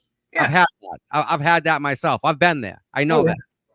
That's I have a small goat farm. Like I'm around animals more than I am people. You I know know. what that is. I know exactly what that is. You want to talk about the canine itself? Do you want to know about what do you know about Chloe? What do you know about her? So I know very little. I know that she was an ex-police dog, I believe. No. Okay, I don't know shit. I know that she was she disappeared then. I know that. They tried to make her a canine. Like they put her through the canine course. Okay. She was a little too aggressive. She was a biter. So Okay. they they nixed that one. So I was on the right page anyway. Yeah. Yeah. But just to remind people, Chloe is German Shepherd that Brian But- Albert owned. yeah. and he had that dog at the house that night. The dog would have been freaking out. Yeah. Oh yeah. In one of the things I've read, they said that the dog was barking and they put the dog in a room because there was so many people for the birthday party. There were so many people there. No, the dog was not good with strangers. When he get asked in the grand jury about the dog, he said the dog's not good with strangers. The dog had previously bit 2 other people and sent them to the hospital to get treatment. So this is John's the 3rd person that dog is bitten that we know of. Mm-hmm. Now, what's really odd, and again, anyone that has an animal, let me ask this question. Who gets rid of a dog they've had for 7 years? Unless Gotta have a hell of a reason. yeah, you got to have a hell of a reason. Fathom that for a second. You have a dog for Yeah. 7 years, you're getting rid of him? Mm. No. He did. He sold his house for $50,000, less than market value. After he had the cellar floor done, after 3 years. He just had it done. Yeah, and thank you, Nicholas Starrow, for rating us. Nicholas is another, he's a lawyer out of Sweden. Don't hold it against him. He is Swedish, but still a good person. Early And but well- too. Well, and welcome to all of them. And I'm just, I know a lot of people are asking me to pull up stuff. I'm trying to start, and whenever there's a break, I'll read all of them so we can try and go through it, because I kind of feel instead of having one question, let's round up a few, and we can, because there's so many questions, and There really and, is. And there shouldn't be. There really shouldn't be any questions because we're looking at facts, right? What we're looking here is a fact. It's like that arm is bitten. That's a fact. We know That what didn't that happen is. from a car. A Mhm. car didn't back into a man and make those marks on his arm. Well, no, I have a question. That's why I was kind of like going through the story. So once she left and went home, was there any contact from her end to John? No. Like he trying to reach out? to she him? starts calling him at 4:30 in the morning. Yeah, she went home and went to sleep. She Yeah. passed out on the couch. Okay. Yeah. So she went home, passed out, and then woke Woke up, wasn't there. Exactly correct. Okay. And she starts calling him at 4:30, and then at 5 something calls the girls and says he didn't return. Do you know where he is? I think he might have been hit by a plow or something like. So it's consistent. To me, as a person who have never been in the U.S. and it's consistent to what I would have done if my girlfriend hadn't shown up when I fell asleep. Thank you so much, Brandon. Brandon has a dog for sale if anyone needs one. Brandon. But you're going back on the board again. And I start a few more. Iris says, well, wait, she bought a round of 9 drinks at the bar for the group that she didn't know. Well, when Valhalla and I are going to Dollywood, I'm going to buy him his favorite drink, a Bud Light, even though I only know him. Because you do that in a group setting. How dare You give a round. How That's dare you. how you break the ice, right? You're Exactly. she's the outsider. She's not in this clique. She's trying to do the right thing and be nice, right? So she buys the round of drinks. Let me buy the first round of shots. Let me Yeah. buy the first Yeah. round of shots. Especially if it's a heavy drinking environment. Then we have Elephant said, so they already spent the money? Well, maybe. Stay saying got the it. kids say they were always arguing and going to break up. Yeah, but again, the argument we heard about was over sugary breakfast cereal. But So wait a minute. What is an argument to a 13-year-old versus what's an argument to a 40-year-old that's in a relationship for 2 years? Right. I mean, Yeah. you're talking 2 different types of arguments. What's a discussion between the adults is an argument with the kids. yeah, and again, we saw in the Zachariah Anderson case how kids can remember stuff. after hearing it from some adults that they probably should remember it like this. But I have a few more. Jen McCabe was instigating the fight between Karen and John. Iris said, and now Chloe is on a farm down in Mexico. Yeah, because we can mention what we all believe. Jamie will cry if she's not in the She's on a filled nice up farm somewhere. That's all. Yeah, she's not in the filled up swimming pool. Don't She's think on a about nice it. farm somewhere, Jamie. It's okay. And Elephant says, can they use the pics from the two other people to match those marks? Well, that'll be hard if you don't have the dog and they don't have the pictures. I think I know what he's talking about. I'm not sure if the hospital takes pictures of the wounds. I don't remember usually not. I don't think they do. When I got stitches before, the doctors weren't taking pictures of the wounds. So I don't think they'd have anything to reference the bite marks, to reference the teeth on that. So I know where he's going. I don't think we have anything to reference that with, unfortunately. Yeah, and Frankie Broadcast says, I was bitten by a German Shepherd before on my stomach, and on the side of my torso, the marks look just like John's arm.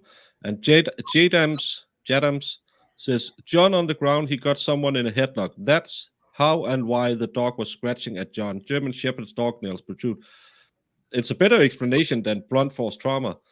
And we have Brandon for another 5 super chat. We can create the heavy drinking environment. Well, that's Valhalla's job. So my question he's a is, designated drinker. I was gonna say, Brandon, you're in the wrong chat for that, buddy. so if Thank you so much, Brandon. If these wounds, right, are caused by that Lexus, where is the blood and the DNA on the Lexus? Because if the glass and the hair are still there, like they claim, mind you, you know what the hair was? It was a hair.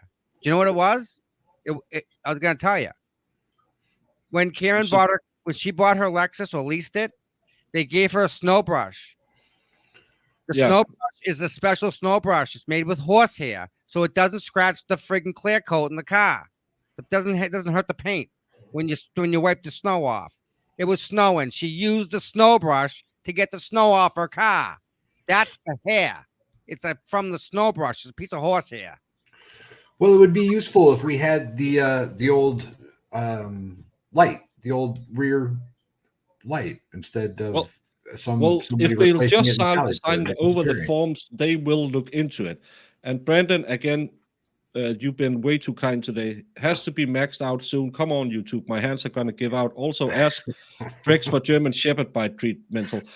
Well, that's a different breed of German Shepherd that Drex is an expert on. But I will ask him if I ever get to talk to him. But you sir, made it so I need my new board tomorrow.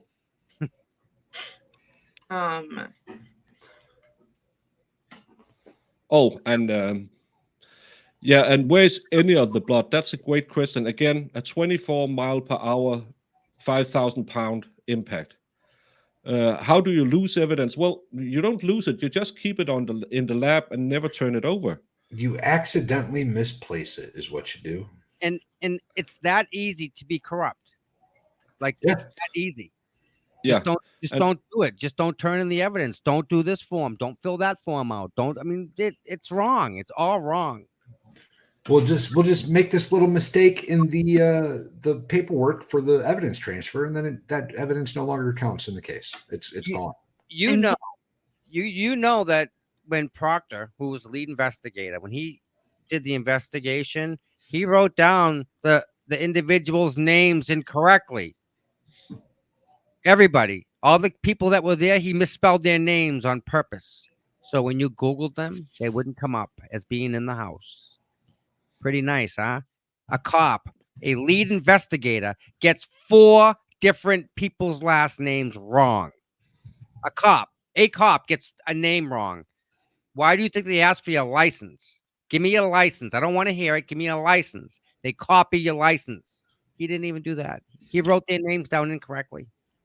Yeah, and Bob Brown wanted me to mention. I sorry, Bob, I missed it, and because again we are 170 people right now across 3 platforms, so things go a bit fast sometimes. So please put it in again if I miss it. I will try to put in a lot of at the time. But he says, Baker, Jen McCabe was flirting with John and flirting with him. Text to have him come over. McCabe is married to that DF Matt. She was jealous of Karen and set her up. I can see that. I can absolutely. Jen is that evil. I could see her doing that. That's sad. Yeah. And hey, Nick, thank you so much for redirecting. And who else? Or you just don't test it. That's all lines. Red's favorite. Yeah. And if you test it, you use a tech who flunked her exam. And that's the lady who said that was a hair. She flunked her exam. Yeah. Have a good night's sleep, Nicholas. You've been burning the midnight oil as well. Can you talk about the video camera? Or was it the library? Well, Oh yeah. I did a couple other things, by the way. Okay. I went back to the scene, and where the accident happened. I did a 180. I turned around, and wouldn't you know, who am I looking at? The deputy chief of Canton. I'm looking at his house. And wouldn't you know, guess what? That dude got 3 different cameras on his house looking at the murder scene. 3 cameras, 3 ring cameras on his house looking directly at the murder scene. What do you think he did with the footage? Anybody? Oh, I'm guessing it's unavailable. You got that right. Yeah, and the library photos, as if I remember from the hearing, there was a little problem. They had it, but it got deleted magically. And Lefty, thank you so much for the 3 corner kisses. You are a sweetheart. Something like 1 minute of footage is missing off the library camera. They had it.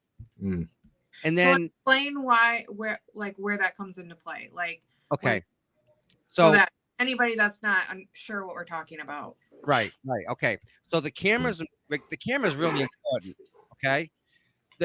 The camera will set the time of Karen driving by the library to the house, and we know from the library to where the murder took place, we know how long it takes to get there in the snow, so we can lessen the time. We know what time Karen got home because she called John and left a message when she was talking. You can hear her high heels walking on the cement floor in the garage, so we know what time she got home, but we don't know what time she went to the library or went by the library.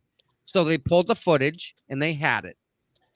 They sent it to Proctor, who sent it to Lally, who didn't get the link, and the link expired, which means that the file expired, which means that what they took out and what they gave is no longer in evidence. It's gone.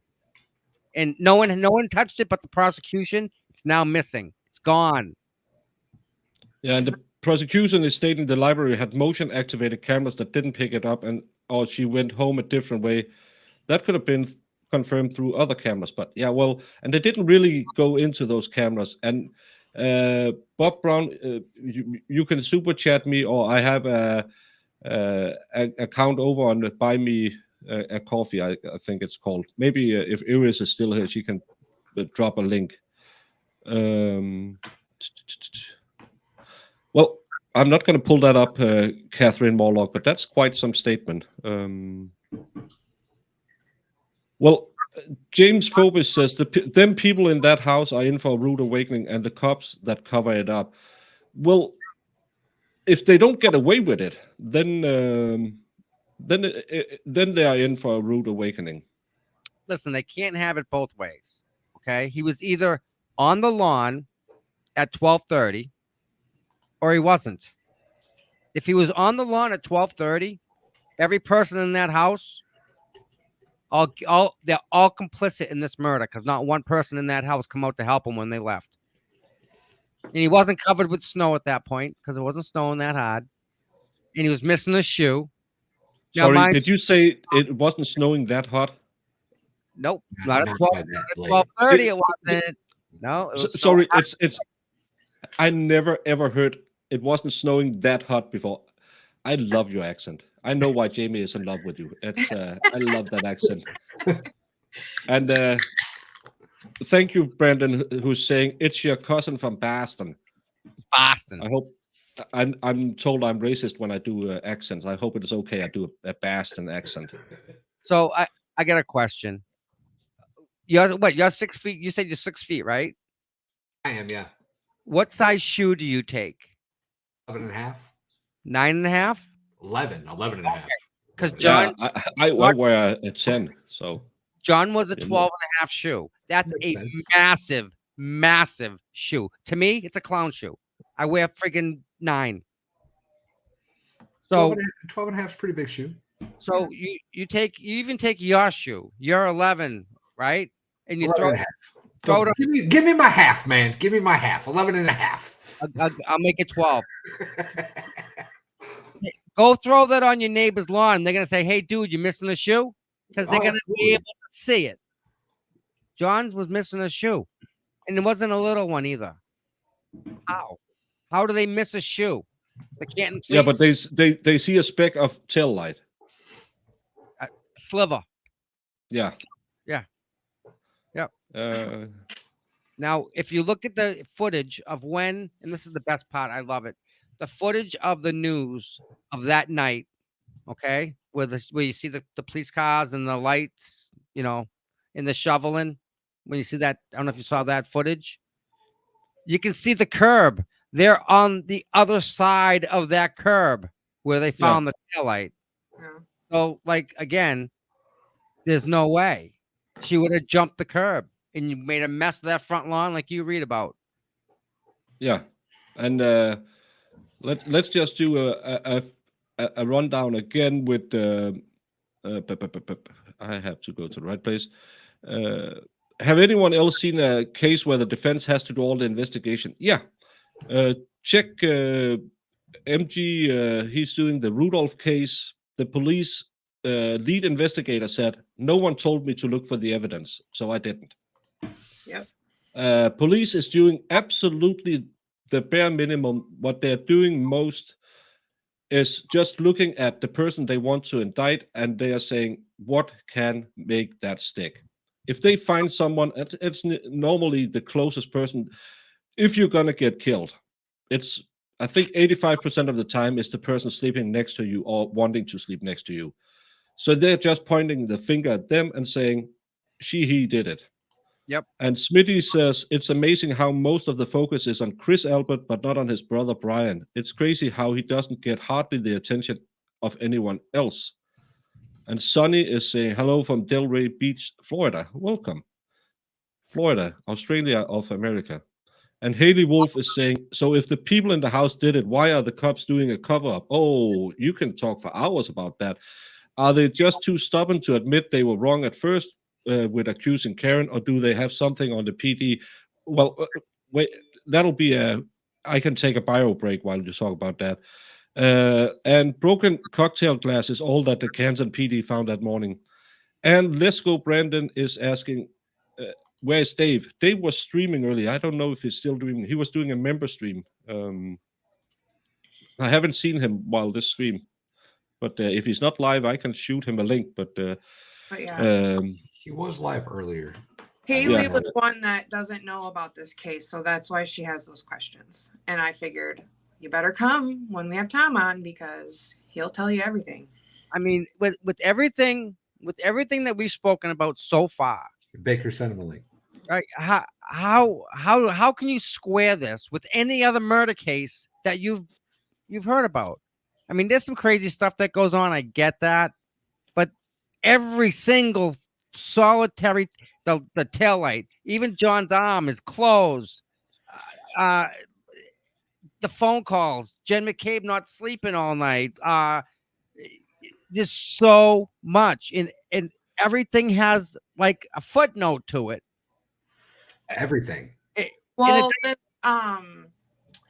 with what happened, do you believe that he went in that house and got into a confrontation with somebody and that's what happened? I do. I know I know that John was murdered inside that house. I can't tell you how I know, but I know I would that happened inside that house. I would say that's a safe assumption without knowing what you know. I think Yeah. wholeheartedly that's pretty obvious at this point. Yeah, it happened. So everything that transpired, or everything that's been said other than that, has been from one person and one person only, Jen McCabe. Take out Jen McCabe from this entire equation, and what do you have? You don't even have manslaughter. No. You got nothing. And just another little thank you, Brendan, for saying he's gonna come.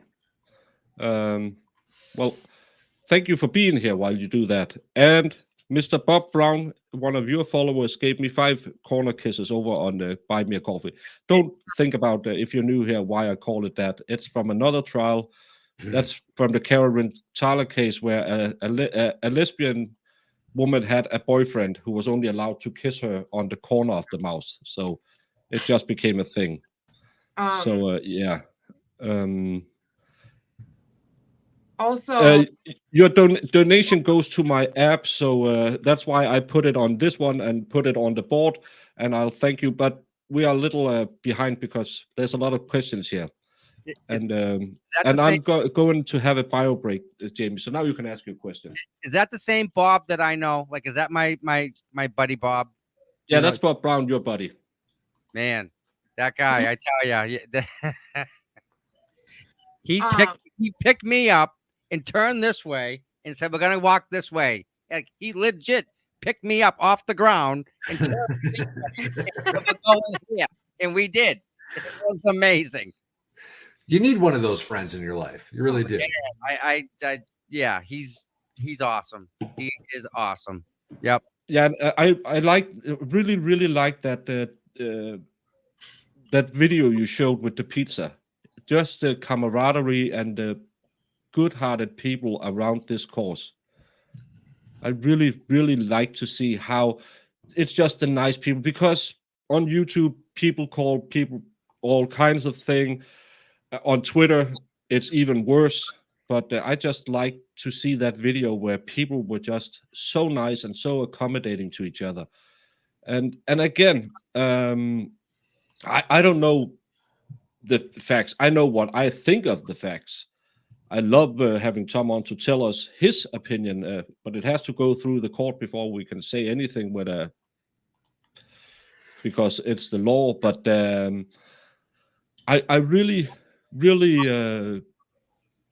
like the people that, because we were a little afraid that some haters would come in and stuff like that, but people are really nice, asking way too many questions for me to catch up with. I'm sorry, but so I really like this community, and I love having you on, Tom.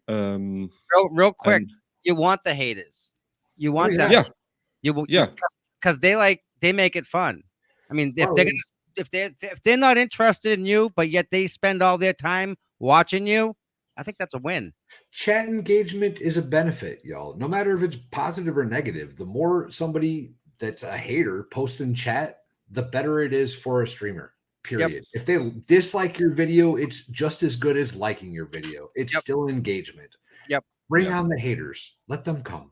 Let them come. One thing that we forgot to mention that's kind of interesting also is the searches that Jennifer McCabe did. Bro. Oh, I have the slides. I'm just so way behind.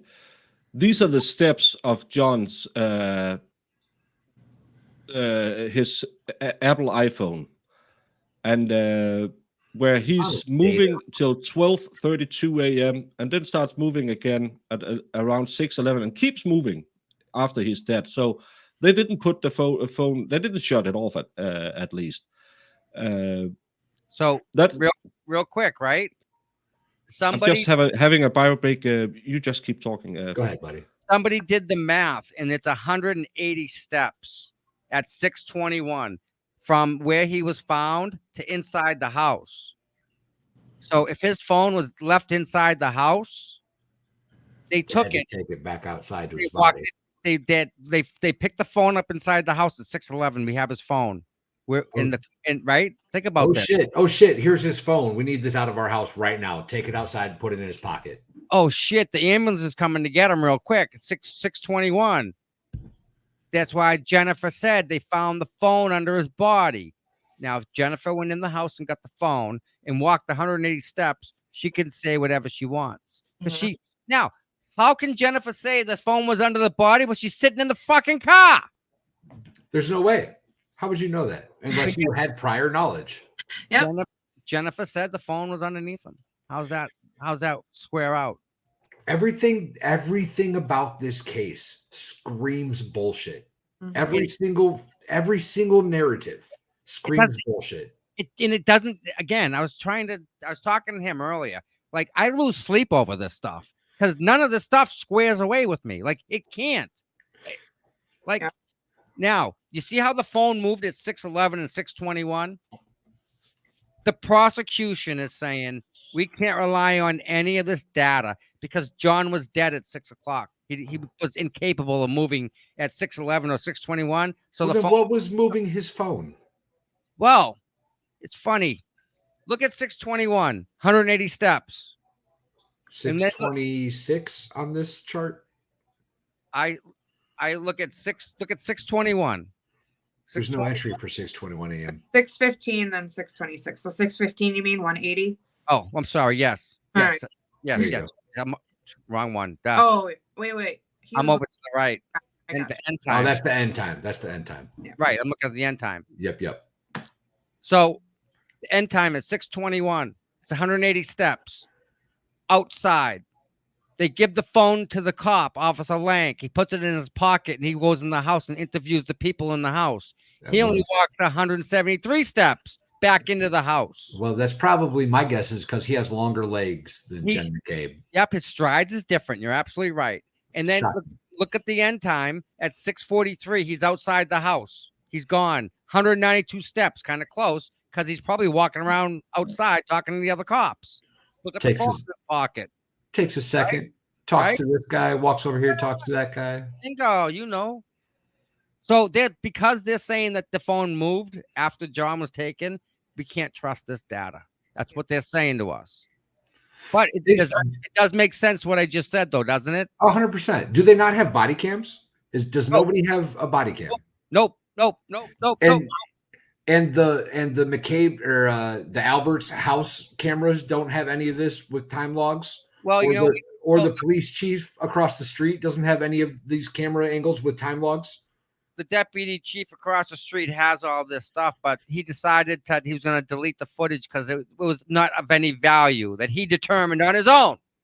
This would have been so easy to prove, y'all. This would have been so easy to just squash once and for all. I got a good one for you. You ready, dude?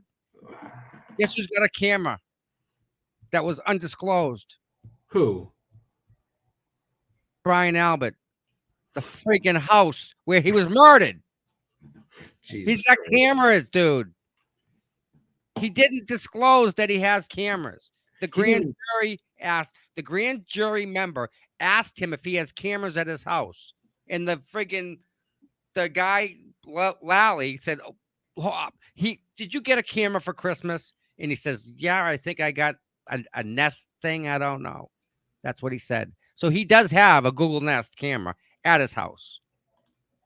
So yeah, he's got the video. I'm sure. I think Turtle Boy actually was telling us once that I think he said 3 cameras on the house pointed towards the street. That's the deputy chief's house. Yeah. I went to his house and videoed his house. Oh, I'm sorry. I was talking about Albertsons. I thought Albertsons had cameras up and obviously up. They do. They do. But we're trying to find out now what type of cameras he has. Does he have Ring cameras? Does he have Google Nest cameras? What type of cameras does he have? We're trying to figure that out now because he never told us. This should have all been disclosed. The second they realized that there was a body there, why would they not have pulled all of these cameras to figure out what happened to the body aside from the fact? Go ahead. But we're talking about a cop that knows already. Well, that's the point. That's the point. He's a murder cop. He's in charge of people's murders. Like he knows of all That's the people. point I'm making, right? It's pretty obvious to me, a layman goat farmer in East Tennessee, that the first thing you would do to try to solve this crime, murder, where somebody lost their goddamn life out in the street would be to pull all of the cameras in the area to see who was in fact there at the time that this poor man perished. Yeah, I couldn't be bothered. They didn't bother doing that. It's insane. It's absolutely insane to think that they would believe that people would just let this okay, no big deal, whatever. Right, Val? Because how many cases have we watched over the years where they pull every camera on the freaking block? First thing And they should. Movement that somebody makes to prove something. And they should. When you can track a car leaving from a parking lot, going across town, going up to the next town over, down through the freeway or whatever, whatever the case is, right? We've seen cases where they literally photograph hours of a car traveling, but we can't We saw it in the Carolyn Tyler case. That's a 14-year-old case. I have a lot of thank yous to give. Brandon, another 5 saying, did we stop post tots? I need No, a we bio didn't. Brandon for another 5 saying post, and Brandon for another 5 saying it. I will post it. Then we had, I'm so far behind. Sassy Pants, thank you so much for saying awesome show. Thank you. No, thank all of you for showing up, and thanks Tom so very much. Thank you guys. And we have Stace, just a super chat. I don't know if you missed a message, but I probably missed it as well, because while I had my bio break, I had 26 new messages, and I had 3 corner kisses from Peach Peony as well. All of them are going. I should show it on the screen. I'm not good at this. Oh, sorry. This. They're all going on the board, and I need a new board up for tomorrow. But thank you all so much for the support, and please remember to go and like and love my wonderful co-hosts. And let's just see if anything. Just likes on your channel. Can we all hit the like button here, like on your channel, like on the YouTube thing? Can we hit the thumbs up button, everybody? Yeah. And then it'll be very much on every channel, and go and love other love we have to be getting close to 100. Yeah. Well, Brandon, you are close to 100 today, if it is, and we are having let's get some. Well, oh my God, Brandon, you're crazy today. Thank you so much. We will have this board filled today. It's and talk about the infamous search of how long does it take to die in the snow? So this part. Right. Know how I told you I was a police officer? I was a police officer for 3 years. I hated it. Okay. I hated the job, and that's a whole nother show. But I was young enough that I made enough money that I opened a computer company back in 1997. Like before internet. There were only 6 websites. Prodigy was one of them. You had to actually dial up Prodigy to go to their website. Yeah. So the internet from back in 1997 to today is the exact same internet. Thank you, Brandon. When you do a search, you're asking for data. The computer goes out, does the query, gets the data, and brings it back, puts it together on your screen. Okay. When Jen McCabe takes her phone and opens up the internet, the phone knows she hit the internet. When I hit this button, my phone turns on. It knows I just hit that button. It logged it. It logs everything you do. Mm-hmm. So when Mrs. McCabe at 2:27 in the morning, she thinks she's going to go and do a search to see how long it takes to die in the cold. But she spelt it wrong. She spelled it HOS instead of W, long to die in the cold. So it's house long to die in the cold. The prosecution is saying she didn't do that. We have an expert. Expert said that at 2:27, she was looking at the basketball scores of her daughter's basketball team. The problem is the website she was on, there's no scores on it at all. Her daughter's team, the basketball team she was looking up, they don't even post scores. So that's a lie again, and yet another lie from Jen McCabe. Yet prosecution says that search didn't happen. The defense has proof that 2:27, her phone at XXXXXXXX time searched HOS long to die in the cold. That's a fact. And I don't care who you are. The phone in the searches that you do on your phone are there forever. They're logged. Everything you do is logged. So when they have her phone, they actually know she typed it in wrong. She knows the search. We know what the search was because it says it right there, the search query from Google. So she did that search. Definitely searched at night to find out how long it was to die in the cold. And who does that? When's the last time you did it, Jamie? You checking? You ever Google that? I mean, no, I Google some weird stuff, but it's just a coincidence that Mr. O'Keefe died in the cold, and you're wondering how long it takes to die in the cold. Same lady that was on the 911 call, just totally cool, calm, collective, in charge, wasn't freaking out over a dead body. And by this time, John has already been outside. Well, that's the thing. We don't know if he was still in the cellar bleeding out or if they took him and put him outside earlier. We don't know that. Okay. We know his core temperature. So we And Brendan, thank you so much for reminding me that Gigi sent me a corner smooch. It hasn't gone through yet, but I'll kiss her right on her lips. She's a lovely lady, and this board is getting filled. Thank you all so much for the contributions. It's you are all amazing people. So if it comes through, I will put her on the board, but she'll get a big tutor on the mouth instead. So, on a side note, real quick, and this is irrelated. Do you notice that the people that you like attract to your channel, they're all like really good people?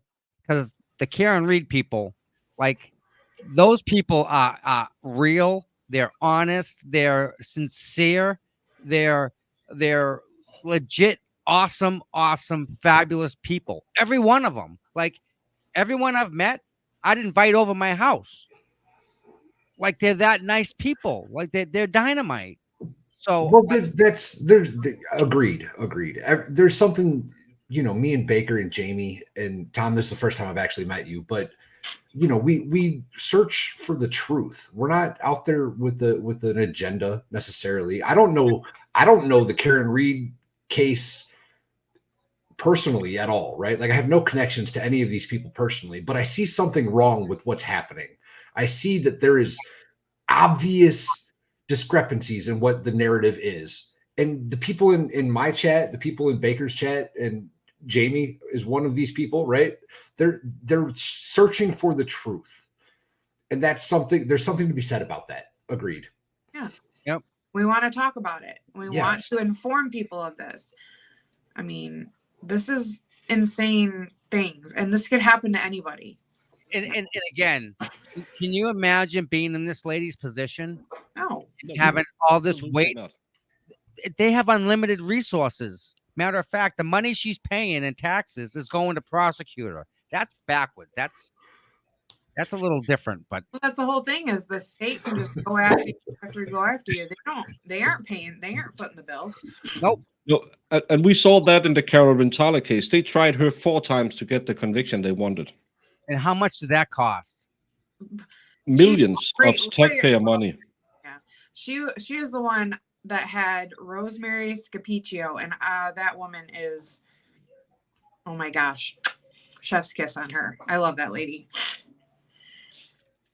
But Yeah, and Brandon says, hit the like button or I'll ship Val to your house for a week. Nobody wants No one wants Val at the house for a week. Nobody Just wants imagine where would you keep all the goats he brings exactly. with him. So Goats are and- not made and yeah, for the house, and it's I don't know if it's just this group of people or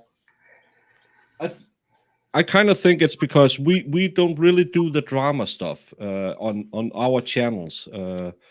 We try to be open-minded. Whenever we cover a case, we go into it with the presumption that everyone is innocent until proven guilty. That's way different than what ever they claim and in the court. And talking about the courts. Hello, Mr. There he Everest. is. Hello, Hey, buddy. hello. I just popped in to say I can't stream with you tonight. Okay. Okay, well, see you later. Later, buddy. Good seeing you. What's going on, fellas? Well, Oh. we're having a very interesting conversation. We talked about going for 2. I don't know how you are with time, Tom, because we talked about 2 hours and that's come and gone. And I'll just say I feel our audience is very open-minded as well. Both It's a the great- normal great people question. and the people. Yeah, and there's way too many questions for me to pull them up. I'm very sorry. We made it a Q&A, but there's just so much to talk about, and we're not. I don't even know how many slides I have. This is Proctor who never was at the scene, and I have so many questions, and we might need to reschedule another stream as well. They're all It's guilty. just That's all I gotta say. You see that? Yeah, That's right there, 603. Yeah. JM alleges Karen yelled twice to Google, "How long do you have to be outside?" Right? Bullshit. Can you? No, you heard her on that 911 call. We didn't finish it, by the way, but you heard her, right? Bullshit. Can you hear her asking Jen nicely to do that when Jen's like, "Yeah, like I got this." Yeah. In I know, honey. you She's know, frantic. That woman's frantic in that phone call. She's not able to. she ain't ask searching something Google. She's not No. Googling nothing. That woman is out of her mind trying to save her man that's laying in the snow. Just to process it, like how do you get here? Like she can't put it all together. Like how do you even? So she's lost. We'll say she's not asking her to Google anything. No way. But again, take What Jen time? out of it. What time did she Google this? I don't know if I got the time. 2:27 a.m. Yeah, and that's the one she tried to delete and then searched again. And Brandon says, "Don't let Dave leave. I need him to do a docket search." I don't know Uh-oh. what the docket search is, It's not going to be but good. I know what I'm Googling at 2 a.m. This morning Yeah. or tomorrow morning. How long does it take a body to freeze in the snow? House, yes. House. House. Dave, did you know that recording wasn't the 911 call? It was Voicemail. she had called John, and it was his voicemail that was picking up them finding his body and her and Jen McCabe calling her. Oh, that's even worse. Isn't it? So Karen is wailing on John's phone because he's not home, and she's calling because he didn't come home the night before, and they're driving around, and she's calling him, and she sees him, and she drops the phone, and she jumps out of the car. And The it goes, phone rings, goes to Oh, that's so Fire. much worse. station. That's why you hear the wipers. You don't hear the 911 call operator, but you hear the wipers and you hear Jen. Someone cleaned it up, so now you don't hear the wipers going back and forth, and you just hear the conversation. And Well, this case Oh, from the that's so beginning, bad. right? This case from the beginning, I thought was a little odd, right? So when I remember when this first started making headlines a couple years ago, right? When did this happen? 2 years ago. 2 years ago. I remember when the headlines first came out, and I was like, huh, something seems off about this. And the more stuff that comes out, the more I realize how off it is, right? Mhm. And since this has happened, we've had conversations with Turtle Boy. We've had conversations with Tom now, thankfully. I like you, Tom. You're good people. We've had conversations about this case and the ramifications from this case. And the more that comes out, the more it's very clear and obvious to me that this is a setup from the get-go. This is a cover-up by a small town police department in Massachusetts that has been the good guys, whatever the F that means, for years, right? This is something that these people have very clearly tried to brush under the rug. And it's just getting too big now, and they're all starting to panic. They're arresting Turtle Boy for charges of witness intimidation for protesting. They're arresting protesters on the street now. It's crazy. Yeah, it's ridiculous. Just holding a sign. They're just holding a sign. They're not even like in someone's face. They're across the street. They get felony charges. Felony charges. It's insane. This shouldn't happen in America. This is something that happened in 40s Germany when the opposite political party was 1950s Russia. 2000s Iraq. So isn't it weird to you that they haven't released the 911 call, but that's what we get? Very, very Very shocked. Very Well, we shocked. don't know where that came from, right? Or do we know the source? Oh, we know the source of the 911 call. Yeah. That's John's voicemail. That come off of John's voicemail. We haven't got the 911 call yet. They haven't released it to us. No, but I know. But okay, so we didn't just get it. The police grabbed the voicemail, and how is it that it was made public? I guess is my question. Don't think the prosecution released it, and I don't think the defense released it. I think somebody who had access to John's phone may have released it, and I don't know who that may have been. Brandon, I already DM'd you like 10 minutes ago. Yeah, but thank you so much for the super chat. You can keep super chatting for me to DM. Well, I don't have more boom on the board. Brandon has been going crazy all night. He's been doing good things. Nice. So not a thing.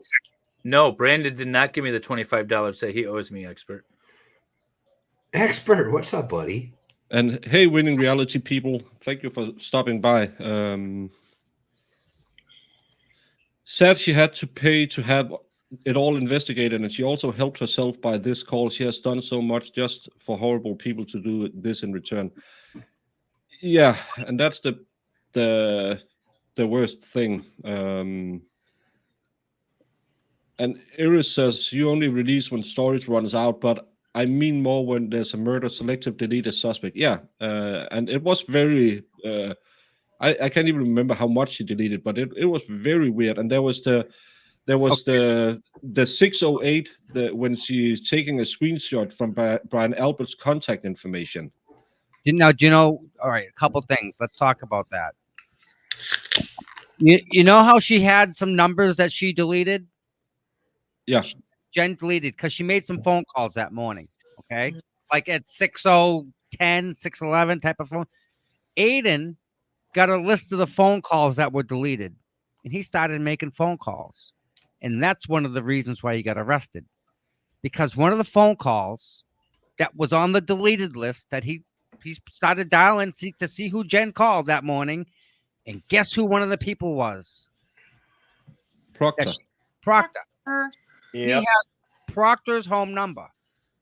Now, I also know as a fact that the Massachusetts State Police did not have Proctor scheduled to work that body.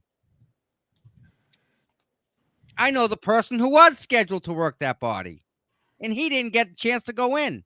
Proctor took it. Oh, weird. Why is that? I wonder. Yeah, it's I weird. wonder. And So yeah, the state So police. 2 years from now, after Karen Reed is convicted and Turtle Boy is convicted, then the feds are going to release their findings and say, there should be some heads rolling. Yeah. Yep. And Brandon is saying 10 whole minutes, Utes, and I'm not giving the 25. I can't afford it. Thank you so much for the super chat. The thing with the FBI is the FBI was investigating this long before the murder happened. They were already in town before John was murdered. They were investigating the same people before John was murdered. So when they murdered John, they saw the whole thing play out, and that's what they were looking for. And wouldn't you know, they did a murder in front of the FBI. Why are have- they waiting? I don't understand what's taking so long for this to just get blown out of the water. They're letting them all hang themselves, man. They're watching everything happen real time.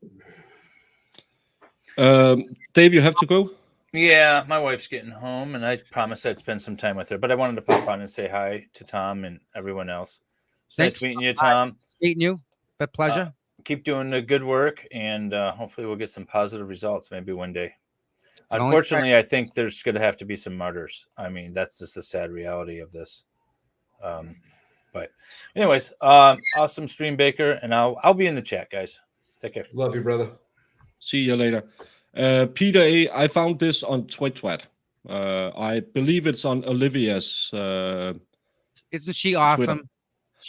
I tried to reach out to her, but I don't know if she goes. I know she went on Voice yesterday because someone claimed that she was Karen. Yes. Yes. But I follow her on Twitter, and that's why I wanted to have you on, because there's so freaking much to talk about. And Olivia, she just kills it every single time. She's amazing. And again, we have so many women and men that are like that are involved with this case. Like, where did Olivia come from? Out of the blue, right? Boom. And yet she does so much, and she's so smart that, like, what would we do without her now? It's again, we're lucky and graced and blessed that we have this much talent on our side, because we know they have all unlimited resources on their side. We're lucky to have the people we do, and I would take that choice any day in the week.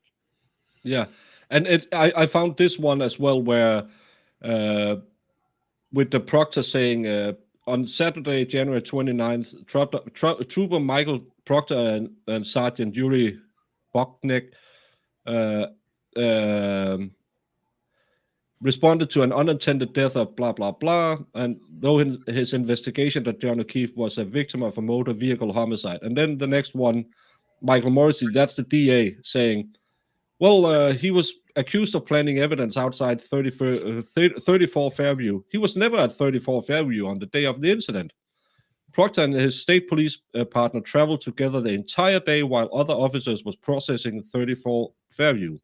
He was not there and did not plant evidence. This looks official. Okay. You like that? Now, but he wasn't there. He wasn't there. It's yeah. Who ended up at the hospital with him, with the body, right? Yeah, Michael Proctor.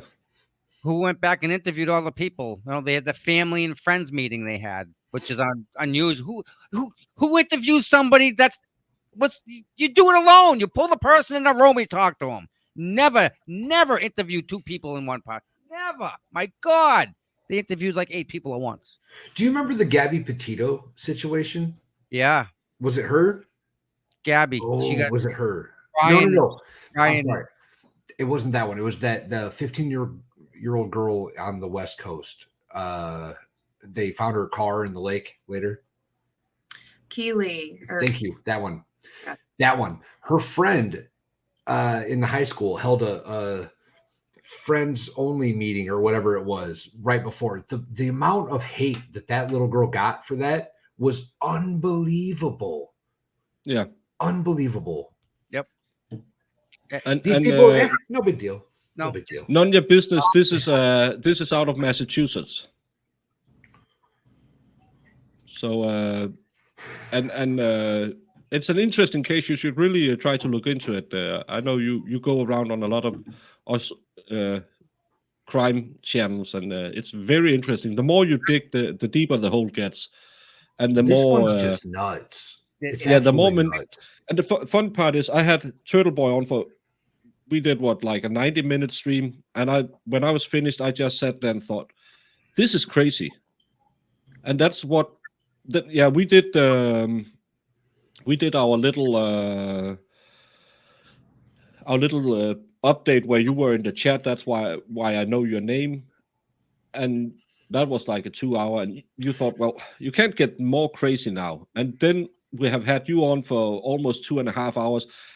And I feel like we could go just as long, but I need to wrap it up soon because it's 4:30 my time. And let's go. Has a question for you, Valhalla. How much to shotgun a beer, Val? Post-heating build discount. Post-heating bill discount. All right, 75. 75. That's a 25% discount. That's pretty good. It's pretty good. Yeah. Yeah, and I actually pulled up we need to have another stream another time because I have the videos of DA Morrissey where he can't understand why he's being investigated. He's running a perfect department. I have a couple ideas. Let me just tell you guys like how this is, okay? Like how it is on the ground in Canton, okay? The person who is prosecuting Turtle Boy, that guy, special prosecutor, they hired him. He's a special prosecutor. We saw him coming out of Chris Albert's pizza shop. Yeah. Whoa. You're gonna have. He's got no reason to be in there unless he's telling Chris Albert that they're dropping all the charges. Other than that, he's got no reason to be in there with him. The special prosecutor's hanging out with one of the people. Like, now, did you know I went up to the special prosecutor in the courthouse parking lot, and I asked him, said, "Hey, can I ask you a question?" And he says, "Are you recording me?" And I said, "Yeah." He says, "You're committing a felony." Put the window up, and that was it. That's not a felony. That's not a felony. I have it all Nowhere that could be a felony. I got it on video. Let me ask you one question. Is Massachusetts a 1 or 2 party consent state? 2-party. Okay. But as long as you state that you are recording at the beginning of the conversation, there's nothing illegal about that. It's in the courthouse parking lot. How much public can you get than that? All you have to do is say that you're recording in the beginning of the conversation. But that's how entitled these people are. They can just say, "You know what? You're committing a felony," and then walk away from me. Careful that he doesn't actually charge you. Why? It's. I'd love to go to the. You're gonna charge me for a felony for? They're charging Turtle Boy. They're charging protesters with signs. I'm charging a guy for assaulting me right now. Good, as you should. You know, I mean, you should. It's getting physical. These people are violent and vicious and evil. They're bad. They're bad people. They're just a bad penny that just you can't get rid of, man. That was not the price we agreed on. No, let's go. Sorry, let's go. That's not the price that was agreed on. You can't just undercut the price and expect it to be cool. Making his own prices. Yeah. He asked for the price. I tell him the price, and then he discounts that by an additional third. That's not how it works, Brandon. Listen, you gotta give him something for trying. Pay for effort, right? Oh, absolutely. Oh, goodness. 75. You owe me another 25. No, but yeah, we seriously have to find another day to talk more because we could do this for hours. There's too many questions and too many rabbit holes and too little sleep in the world because I have to go to bed. So just to wrap it out while we're waiting for Valhalla to put on his big boy pants. Brandon. Can I make a couple things? We're having a big protest at Canton. We're gonna walk from the high school to the police station. A bunch of us. So if you can hear my voice and you're in Massachusetts, it's a free event. Okay, and you're invited. It's a free event. We're gonna just do some walking. It's like a little power walk type of thing, a little 5K we're gonna do. Walk from A to B, not a big deal, but you're more than welcome. Come join us. Got signs if you want to hold a sign, got the American flag if you want the flag. But it's your right and your absolute right to walk in protest. So The with First that, Amendment is a thing, y'all. and we have to protect it and let them know that it's ours. And it's our right to do this. Let's go. You're a man of your word, as So- always. Yeah, and I'll do it even. You were supposed to chuck it.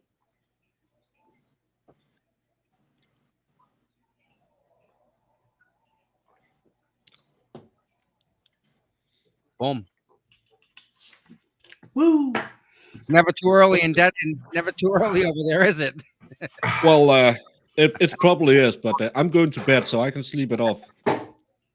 I want to thank all of your viewers.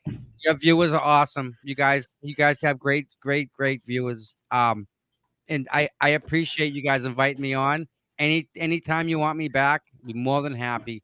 Any questions you guys have, please ask me. I'd be more than happy to answer them. I mean, we could do this for. And we're not even at the trial yet, guys. We're not even No. there. Not even close, right? When's the trial supposed to start? Technically March, right? March, yeah, March. But they don't have all the evidence in yet. I want to see him try and get to March. Oh, Yeah, and when is the next hearing? I believe that's in January, and they got court ordered the last time to turn over the evidence, and they said as fast as possible, and they still haven't done that. And at some point, the judge have to put the hammer down. But no, that's the problem with the judge. The judge was supposed to recuse herself and move on and rotate like the other judges do. But this judge decided, nope, I'm going to stay on. So she didn't recuse herself. She stayed on this case because she's corrupt. The freaking judge, same lady that's getting paid to get her beats And out. she has an Albert's connection as well. Yeah, because when Chris Albert killed a man, he hired her brother to defend him. Yeah. Yeah, that's just so crazy. And It's Brendan not a is saying small party world. foul shotgun, Val. Grab another. I didn't realize. I didn't hear shotgun. I heard chug. So now we're shit. I don't want a shotgun. It's so messy. I gotta clean that shit up, man. Then you have to go on with MG. He's probably I think he's probably streaming now, and then fulfill you because he paid you, so you're legally obliged to do it. Yeah, I know. This is the first time he's got me. That's the thing. Brandon, he plays these word games, right? Where you're set up to fail. And this is the first time I got caught lacking. I didn't read the fine print. I would not have agreed to a shotgun. I apologize. Well, Yeah. you can You're always a son return. of a bitch, Brandon. You're a son of a bitch. Danny T, I actually need to go to bed because I have a stream tomorrow and I have a Christmas party at my HOA tomorrow as well, and I might be called in for doing court duty, which could be in 4.5 hours. So I need a little bit of sleep. But Tom, you are an absolute champ, and I love to talk to you some more. And I know Jamie. Jamie is probably angry that she didn't get to ask 200 questions more because I know. she's been. like that. Yeah. I don't Awesome. know why it does that, but it does that. That's badass. Wow. Wow. Learn something new every day. It'll work for me. Yeah, it's if you have an Apple phone. Hey, do you have an iPhone? You got to have Apple product. Don't have that. No. No, Put that a long time ago. Sorry, everybody. I didn't want to ruin. Listen, again, I thank you guys for the time. It's been my pleasure. I've had a lot of fun here. You guys are great. I genuinely appreciate your knowledge on this case. My pleasure, guys. My pleasure. You motherfucker, Brandon. There he goes. You can do it. It's gonna be so messy. You Hurry. can do it. Just hurry up then. Put a bib on. Yeah. Look how messy that is. Well, you can grow up and do it like a man. There it is. Boom. See? Wasn't that bad. Done. Look at that. Empty. Nice. Oh, listen, get some sleep, my friend. Yeah. Brendan, thank you so much for the super chat again, and thank you for all the contributions you've been giving through today. And to all of you, You dick. we hit amazing numbers today, and I'm very happy for all of you. And it's worth losing a few hours of sleep over. And Valhalla, plug yourself. What myself? Plug myself. Not peck. Giggity. I am Valhalla Awaits. If you guys don't know who I am by now, what are you doing with your lives? Really?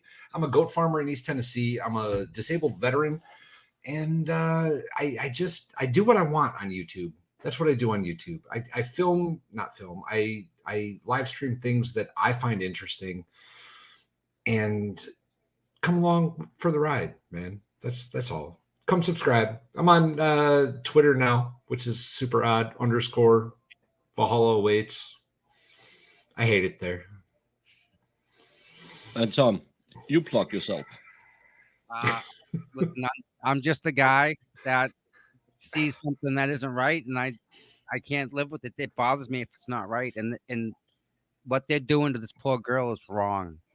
Integrity, sir. Integrity. If anyone, if this was your son or daughter, you would do whatever it takes to prove their innocence. And this girl's innocent. So, she needs money.